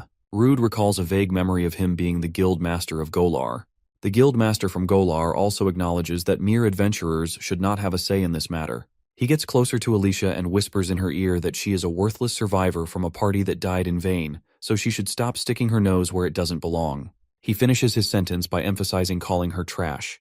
The guildmaster's comments trigger her to activate her magic. The pressure in the room increases, and he, the mighty guildmaster, feels intimidated by a declining adventurer whose level has been lowered to level 45. The guildmaster of Bologna, Leinkars, intervenes and stops the situation from getting any worse. He says that he won't tolerate any fighting within his guild, and tells the Lord and the guildmaster to follow him. Even when following Leinkars, the guildmaster from Golar continues to make disrespectful comments to Alicia. When the guests leave for the guildmaster's office, a new guest calls out Alicia's name to get her attention. He appears to be an elf with a distinctive, beautiful face. This guy asks Alicia if she remembers him. Rude had enough of dealing with troublesome people. He doesn't want to get into any more trouble. Alicia refers to him as Ebert, indicating that she is already familiar with him. When Rude asks her if she knows him, she explains that he is from an old party. They used to go on adventures together. Ebert says that he used to admire azure trails, especially Alicia, who as a fellow elf inspired him with her special ability to cast multiple elementals simultaneously. He also seems to be aware of her curse and how much she has suffered because of that. He reveals that he came to Bologna only to invite her to join his party. Alicia declines his offer, saying that she already has formed a new party. She tries to introduce Rude, and when Rude extends his hand for a handshake, Ebert slaps his hand, indicating that he has no interest in being friends, or more accurately being acquainted with Rude. Ebert completely ignores Rude and proceeds to talk with Alicia. He tells Alicia how sorry he feels for her because she, an S-rank, ended up with someone known as Miasma Scavenger. He believes he can put good use of her skills and experience if she joins his party. This angers her slightly bit. She distances herself from him and tells him to not say something that he doesn't even understand. She willingly formed a party with Rude, and any insults against her party members were an insult to her.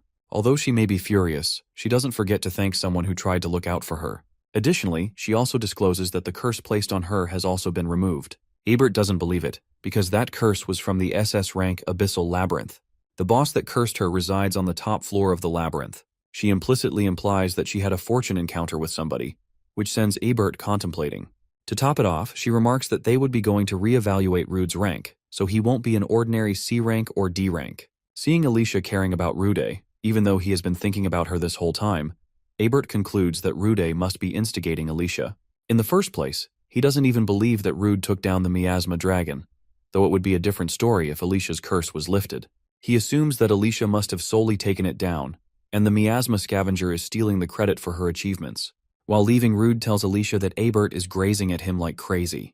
Alicia enlightens him that elves are a prideful race, and there are many of them whose prejudice becomes harsher throughout their long lives. Rude asks her if she is also one of those prejudiced and prideful types. Alicia thinks of herself as a very humble, understanding, and charming elf. This statement makes her appear as a prideful kind of elf like Abert. After this, Rude and Alicia fetch Rude's new rank documents. The receptionist informs him that he has skipped past C rank and is officially a B rank now. The increase in his level is a testament to how difficult Abellio Labyrinth's quest was. She discloses that the guild also received reports from the villagers they saved. So expectedly, the defeat of the Baphomet has been taken into account. Riegert and Magnus also congratulate Rude for obtaining a B rank. They tell him that everyone in the town is grateful to him. Seeing him excited and fulfilled, Alicia divulges that he shouldn't be satisfied with just reaching B rank. After all, his aim should be to become an S rank adventurer. Rude and Alicia cheer, motivating one another to aim for the S rank. The prideful elf Ebert once again ruins their moment. He says that something foolish can't be forgiven. The information one can obtain about dungeons depends on the rank.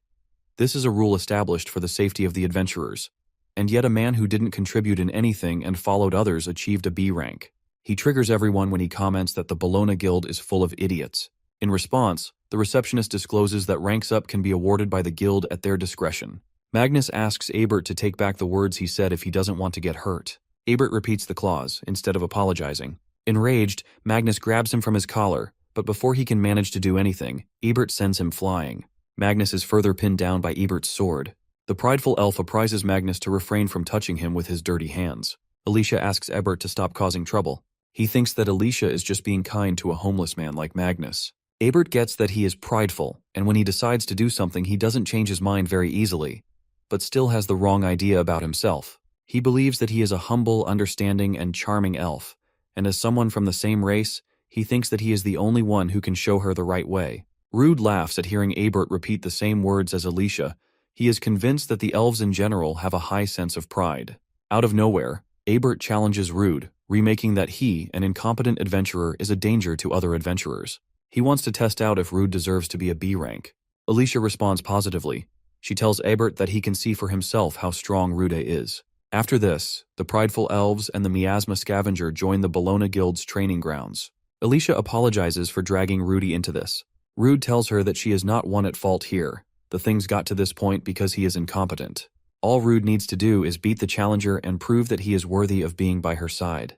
In the end, adventurers are people who can silence others with their strength.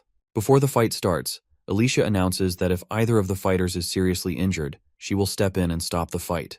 As soon as the fight starts, the elf charges at Rude, showcasing his incredible speed and strength. Rude wasn't anticipating Ebert to make an explosive start, though he blocked the attack. Ebert doesn't relent and continues to display remarkable swordsmanship, not even letting Rude breathe for a moment. Rude comes to realize that Ebert is superior to him in swordsmanship, and earlier he heard from Alicia that Ebert uses both offensive magic and enhancement magic in combat. Simply, he is a magic swordsman who uses haste and physical boost. Ebert abruptly disappears and reappears behind Rude, catching him off guard with a sword strike. Rude couldn't follow Ebert's movements with his eyes, and hence took a hit. Ebert reveals he is a B rank. It's a title that only those with at least this level of power should be allowed to hold. After demonstrating his power, Ebert makes a statement that Rude isn't worthy of holding the title of a B rank and staying by Alicia's side. Rude admits that he isn't worthy of standing next to Alicia with his current abilities, but it wasn't him who chose to stay by her side. Alicia was the one who chose him. Rude says that he is going to show him why he is worthy of being by her side. This time Rude initiates the fight using principles of earth magic. Ebert calls him an idiot for thinking that he can win against him. A magic specialist, through magic. Ebert responds by using a fire attack, which creates an explosion. Following the fire attack, the elf cooks up another one of his special magic attacks. However, Graham absorbs all the magic energy from Ebert's attacks, and discloses that he expected him to compete with magic. After all, elves are a pretty prideful race. Rude takes the lead with his mana-recharged blade, and achieves incredible speed and strength. When Ebert calls Rude's blade a magic sword, Rude tells him that he is wrong. It's a cursed sword. Rude grazes Ebert with his sword, but in response, Ebert calls him a freak for carrying a cursed sword. He has now found another reason to resent Rude. He activates the lightning attribute enchantment magic sword technique, and attains extraordinary speed that Rude isn't able to follow. After this technique, Ebert enables lightning palm skill to send electricity throughout Rude's entire body. After nearly burning Rude with his back-to-back lightning attacks, he asks Alicia to call out the winners. What the prideful elf expected the least happens. Rude grabs him from his collar and divulges that lightning's attacks don't work on him. He absorbed paralysis through status abnormality in just the nick of time. Shocked, Ebert remarks that Rude should have been paralyzed when hit by that much lightning. In response, Rude demonstrates that sometimes actions speak louder than words by headbutting the narcissist elf. Rude wins the fight by pinning Ebert down the same way he did to Magnus, chucking the sword close to Ebert's head. Back to the Bologna Guild. The Bologna Guild Master is having a thorough discussion with the Lord and Guild Master of the Golar City regarding the destruction of Abellio Labyrinth. Lankars informs the guests that the feudal lord is currently on official business at the capital, and so he was entrusted with the role of his deputy. After this, Lankarsi says that he has understood Golar's claims. Since they were in charge of the management, they intend to fully cooperate with their efforts to recover from the damage. The Lord states that Golar doesn't need cooperation, they want compensation, a fair amount of money for their ownership of the labyrinth. He further adds that the authorities of Bologna have become greedy and took more than what they deserved, and that's why they need to pay the appropriate price. Suddenly, a female worker barges into the office and reports that something strange is happening in the Abellio Labyrinth, which was confirmed to have completely collapsed. The surrounding area of the Abellio Labyrinth is covered with an unprecedented amount of mana, and its concentration is B rank. Currently, 2 gargoyles are guarding the entrance. They are preventing any interference from the outside. Guildmaster Lankars remarks that this isn't the time to entertain the petty squabbles of Golar. He states that he is going to organize a subjugation force and immediately head to Abellio New Labyrinth to investigate. He orders the woman worker to summon every B rank or higher adventurer, even Rude too. When everyone has gathered at Lankars's office, he explains that they have confirmed the beginning of the labyrinth cycle, and the reason adventurers were summoned is that they want to subdue this cycle as soon as possible. The Guildmaster's emphasis on the labyrinth cycle makes Rude question Alicia what the labyrinth cycle is. She explains that the labyrinth cycle causes labyrinth to evolve, though it's a pretty rare case and she has only heard about it a few times. In other words, she will also be going to an evolving labyrinth for the first time. However, Alicia is concerned about the B rank mana around the labyrinth. Rude thinks that it won't be a problem because he is B rank. Moreover, they are being accompanied by A ranks. Ebert seems to have heard Rude and Alicia's conversation. He approaches Rude and tells him that he must not underestimate the gravity of the situation. Ebert explains that if the concentration around the Abellio Labyrinth is B rank, then the concentration of mana inside the labyrinth is at least A rank. In the worst-case scenario, the mana can be S rank. Alicia also adds hearing about the labyrinth's evolving stages through the reports, like a chrysalis. If this chrysalis emerges, the surface will be flooded with mana. And since Golar and Bologna are in the range, the possibility of receiving catastrophic damage is very high. Lankars motivates Rude, remarking that there have been very few labyrinth cycles, and there are many mysteries left unsolved. He reassures Rude that these are all just needless worries. Since Rude cleared the dungeon originally, Lankars says that he will be counting on him. Later, the chosen adventurers make it to the labyrinth. Outside, the gargoyles are guarding the place, just like the woman worker from the Bologna Guild reported. The gargoyles are level 50 monsters with their status concentrated on endurance. They possess multiple skills, some of which Rude already possesses. After using the appraisal, Rude is convinced that these monsters are stronger than rolling beetles. Unexpectedly, Gargoyles glances at Rude, who initially thought that the monsters wouldn't attack him because they were out of range. However, both guards charge toward Rude and his fellow adventurers. When the monsters use Petrifying Breath, Sylphide comes in clutch and erases the enemy's attack. However, it manages to get out of the attacking range and targets Alicia. Luckily, Lankars saves her from the gargoyle that was charging at her, while the other gargoyle is cut in two by the Golar Guild's guildmaster, who comes to help. The guildmasters from both regions order the adventurers to follow their lead. Rude is tempted to look at the gargoyle. He wishes to eat it, but relents when he learns that the monster has regenerative abilities. When attempting to burn the monster with its regenerative abilities, Rude's actions are questioned by the Golar Guild's guildmaster. The adventurers continue their journey inside the Abellio Labyrinth. Only a few days ago, the labyrinth had excess miasma in its atmosphere, but now the density of miasma is less, indicating that the nature of the labyrinth has changed. Rude points out that the shape and layout haven't changed that much. Alicia replies that regardless of whether there have been changes or not, they still need to be careful. They don't know what's going to happen when they get to a deeper layer. Whether the dungeon's layout changes or not, the monster's strength growth is inevitable. The adventurers are welcomed by a bunch of ugly monsters. Lankarsi chooses to fight the big one, the boss of those ugly monsters, and orders the rest to prepare to fight the tiny ones.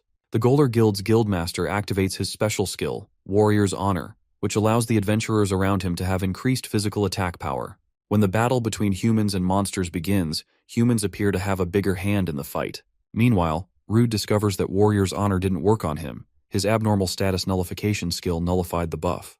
Lankhars has chosen his opponent. It's the boss of those ugly monsters. Despite being the guildmaster, Lankhars looks like an ideal tank, dealing damage whenever he gets the chance. His battle against the boss is short-spanned, as he emerges victor with just brute force. Everyone seems to be displaying incredible performance, except for Rude, who is stunned after discovering that his special skill, Abnormal Status Nullification, also nullifies support magic. When one adventurer struggles, the rest decide to cover for them. One adventurer remarks that the monsters they are up against are hard to understand, and their weakness can't be easily found. His party members suggest they power through these monsters by force. It's the only way. Everyone gets back to work, and each of those adventurers showcases the skills they specialize in. Although the monsters appear to be stronger, the adventurers' incredible teamwork made them champs. Right after the tiny monsters are defeated, the adventurers are attacked by another monster that has been hiding underground this whole time. This monster appears to be a hybrid of regular insects like a beetle and a centipede. Once again, the adventurers' teamwork allows them to overpower this monster. Rude wasn't just spectating the impeccable teamwork from the adventurers, he was watching them obliterate monsters with their strength. He is just frustrated that he couldn't do anything at all. After this, Rude spots burrowing parasites in those ugly monsters' corpses.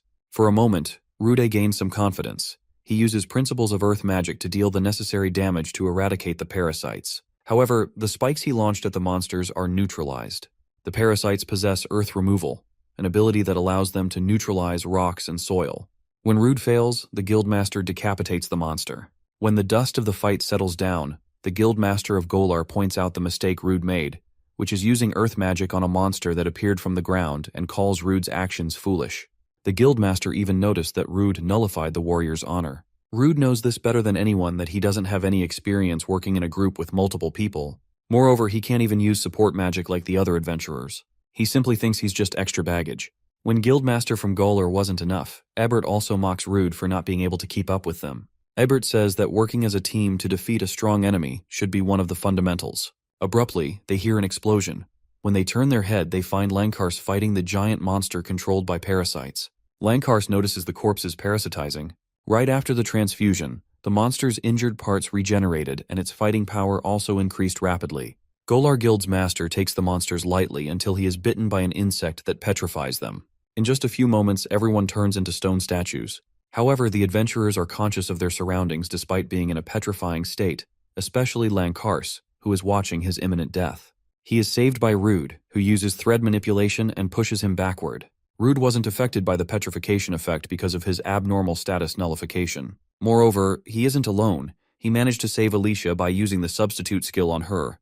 The monster they are up against is named Chaos Mouse, and its stats are mostly concentrated on health and strength. Among the monster's many specialties, it stands out in close combat and regeneration.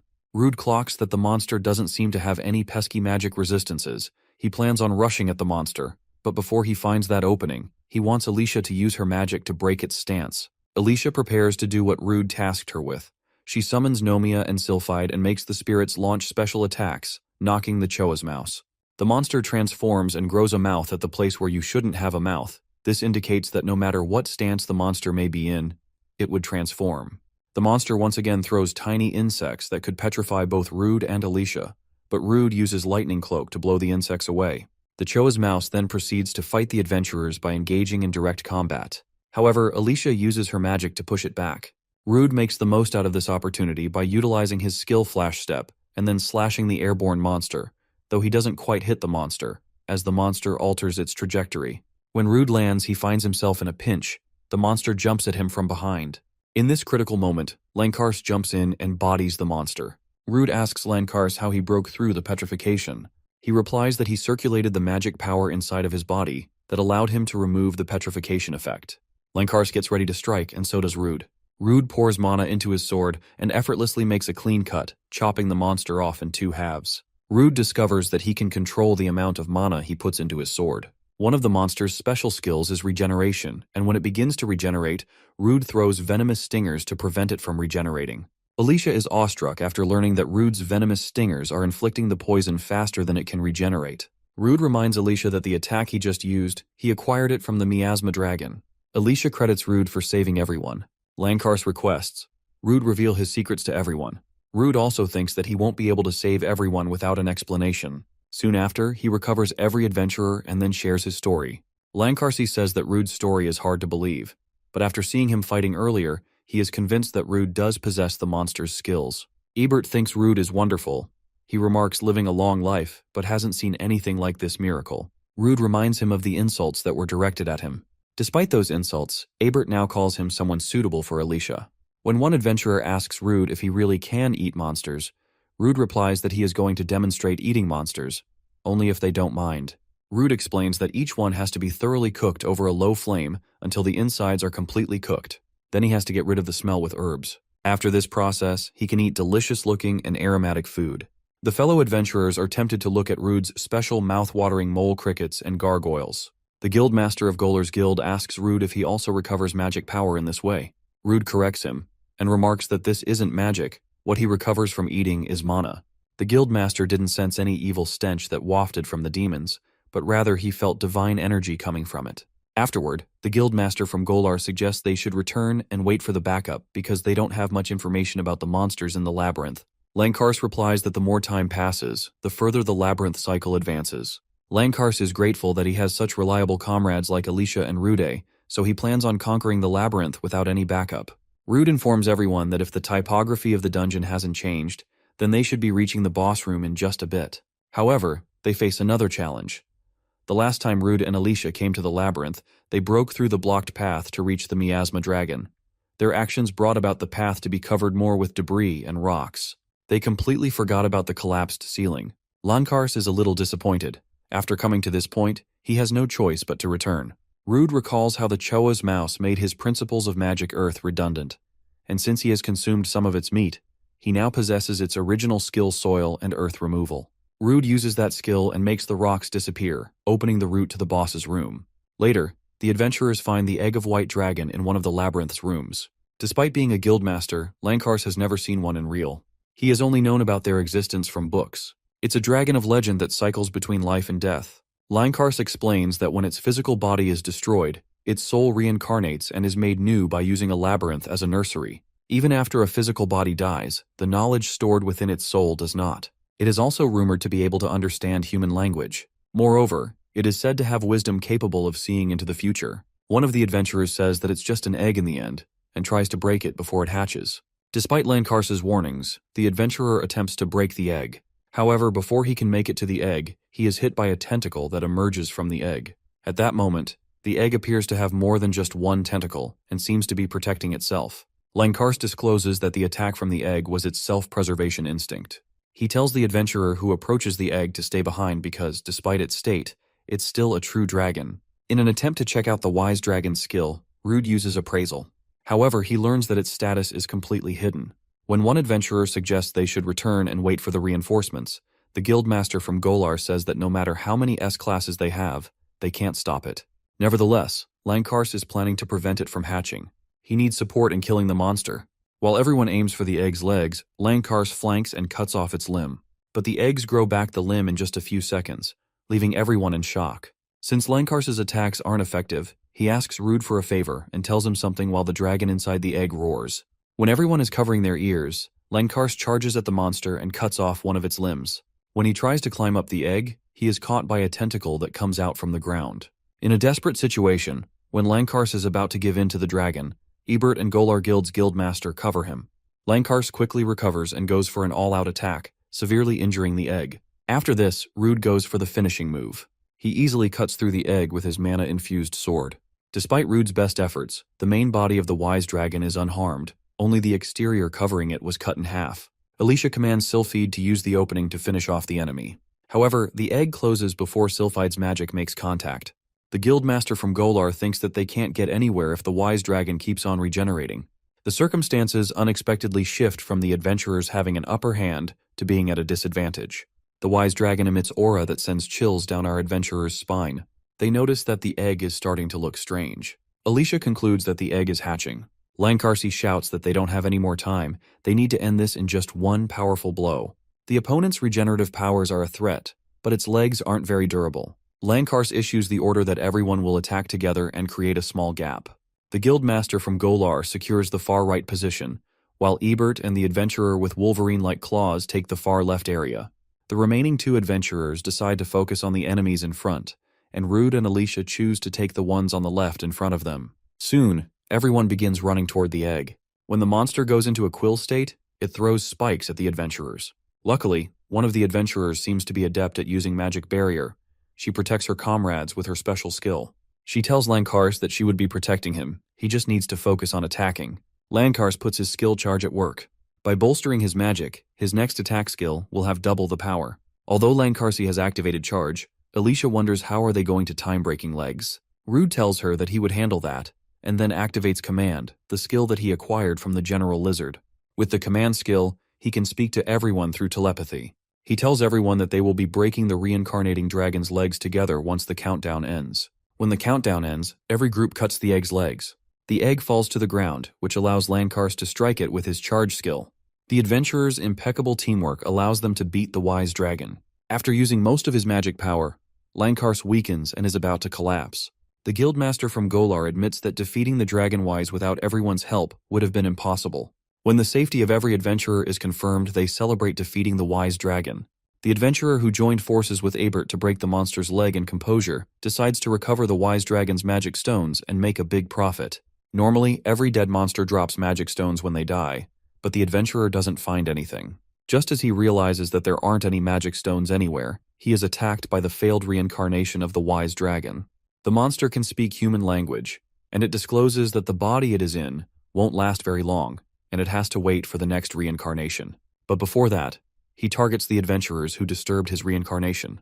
The guildmaster from Golar feels the chilling aura oozing from the monster. As he informs everyone about the presence of the monster, wise dragon Orphis gets closer to the adventurers. Every adventurer who was a part of the subjugation mission is stunned to see the new yet improper manifestation of the wise dragon. Even more, surprise is added to the mix when Orphis enunciates the words from human language. Lankars explains that among the dragonkin, the true dragon, who stands at the highest rank, are beings closest to the gods, capable of understanding human languages. The monster tries communicating with the adventurers, and the first thing it speaks up about is sensing a detestable impurity among the adventurers. Whoever they are, they resemble humans, yet are like monsters. He then tells the adventurers to entertain him by trembling in fear. The adventurer girl who covered for Lankars earlier is using the dark envelopment skill, which allows her to conceal her form completely. Abruptly, the monster starts to crumble, signifying that it's rotting away. Lankars tells everyone to attack while they still can, because they won't find another good chance like this one. However, not all adventurers have as much energy as they had before this subjugation mission. The adventurer, who was first to strike the egg, attempts to evade the monster's attacking range. However, the monster blocks the way outside using telekinesis, and says that even with just one hand, a mere rat extermination wouldn't be hindered. Lankars, being the esteemed guildmaster, responds in a way he normally does. The adventurers together jump at Orphis, but it doesn't take them a long time to realize that their attacks aren't landing. They deduce that their attacks are being read by the monster. Orphis isn't satisfied with the levels at which the adventurers are fighting. He demands that they entertain him some more. When they attempt to approach the monster, it flings them back. Alicia comes to check on Rude, but he reassures her that he is fine, though he has used up almost all of his mana in the previous fight. Seeing everyone struggling, Alicia decides to finish the monster in one go with her special move, Quintet of Spirits. She demands Rude relay the message to everyone. Through telepathy, Alicia informs everyone about the big move she is going to unleash. She wants them to coordinate and dodge when the time comes. But more than anything, she wants them to lend their strength. After charging her magical power, Alicia asks everyone to move out of the way.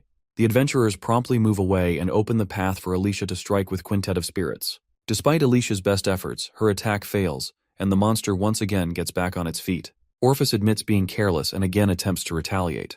Before long, he also takes down Lankars with his tail. The adventurers begin to make reckless decisions while fighting the monster. This signals that they are fatigued after the recent clash with Wise Dragon. Even the prideful elf, Ebert, begins to attack with predictable moves, but his attacks are also cancelled out by the monsters with ease.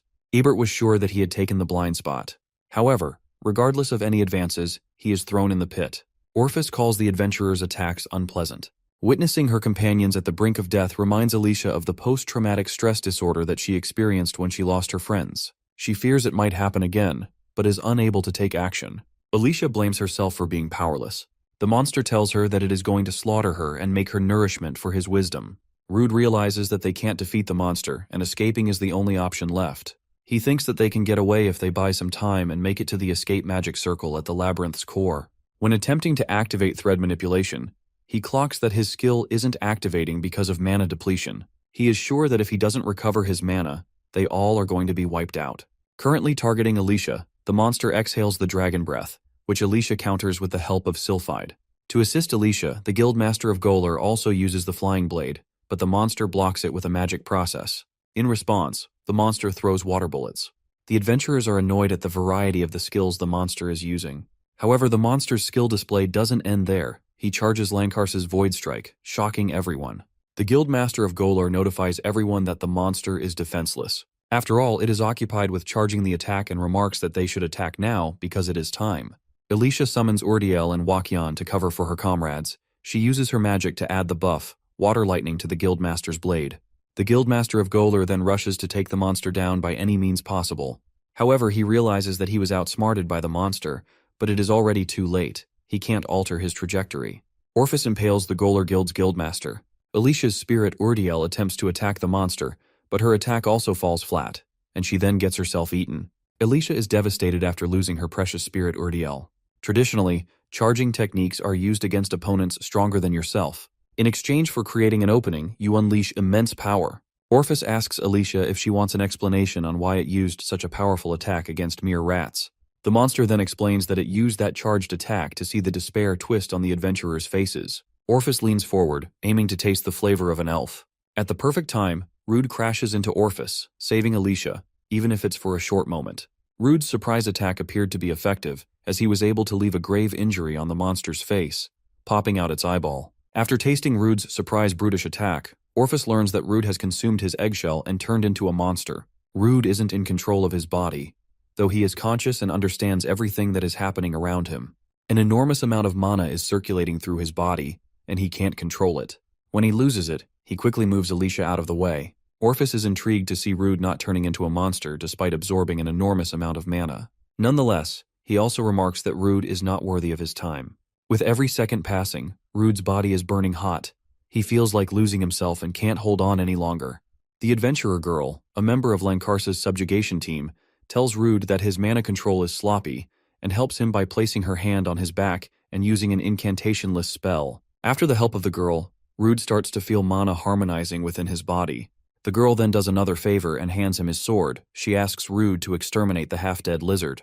The girl's insults angers the monster, and it charges at the Rude, intending to kill him. However, at last, Rude cuts the monster in two halves with just one hit. Rude rushes to check on his friends and treat their injuries. He tries using thread control to close in the deep wounds, but nothing works. The girl tells him that everyone except for the two of them is seriously injured, so if they don't treat them quickly, it will be hard to carry this many people and escape. She asks Rude if they should wait for the backup or carry them one by one to the town. Rude's body is also nearing its limit.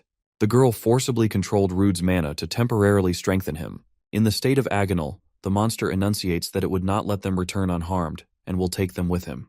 The labyrinth begins to collapse, signifying that the Orphis was acting as a substitute for the labyrinth's core. The girl shouts that they need to get out of there before they are crushed. However, Rude is driven by instincts and rushes to the unconscious Alicia to save her. The loud crashing sounds of rocks wake Alicia up. She opens her eyes and learns from Rude that he has defeated the Wisdom Dragon, and they now need to escape the labyrinth. Alicia reveals that she is out of mana and can't move. She tells Rude to leave without her. Rude isn't able to fully comprehend her words. He believes that her mana ran out because of him, and he made her use it in extremes. The other girl from earlier says that they should hurry and escape before it's too late, because if they don't, they would also be buried alive. Rude replies that he just can't run away and leave his friends behind. The girl leaves as she says that she respects him, but doesn't trust his decisions. Rude understands the gravity of the situation he is in. At one point, he thinks of escaping the labyrinth with Alicia, but quickly drops the idea because he can't abandon his friends. Frustrated, he tries to think of a way that will guarantee everyone's safety. While he is thinking, Alicia tells him to run, because that's what her comrades wished for. A weakened Lancars also tells Rude to leave, because being an adventurer means there will be many chances to lose comrades. He quotes that if those who can survive don't live, what can those who die boast about? Ebert informs Rude about the monsters gathering in the labyrinth. The monsters are about to jump at the adventurers, but Rude says that he isn't going to let anyone die. Alicia insists Rude leaves, but he refuses to step back. He expresses his frustration over always being a loser who is unable to help anyone. He was called the miasma scavenger and looked down on until now, and he was really happy when Alicia accepted his secret and wanted him to join her team. He was also happy when the guild accepted him as an adventurer. He makes a statement that he isn't going to abandon the comrades who trusted and acknowledged him. The adrenaline rush makes him recall the words that the hero who saved his village told him. These words are still engraved on our adventurer's heart. The hero told him to never give up, no matter how hard it gets. After making a statement, Rude begins fighting for his and his friend's life. However, he begins to notice the overwhelming number of monsters.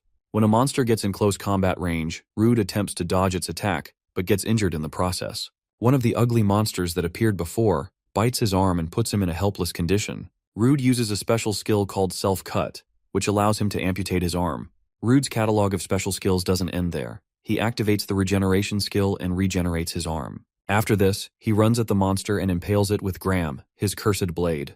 While the blade is in the monster's stomach, he enables Wrapped Lightning, hoping to see the monster fall.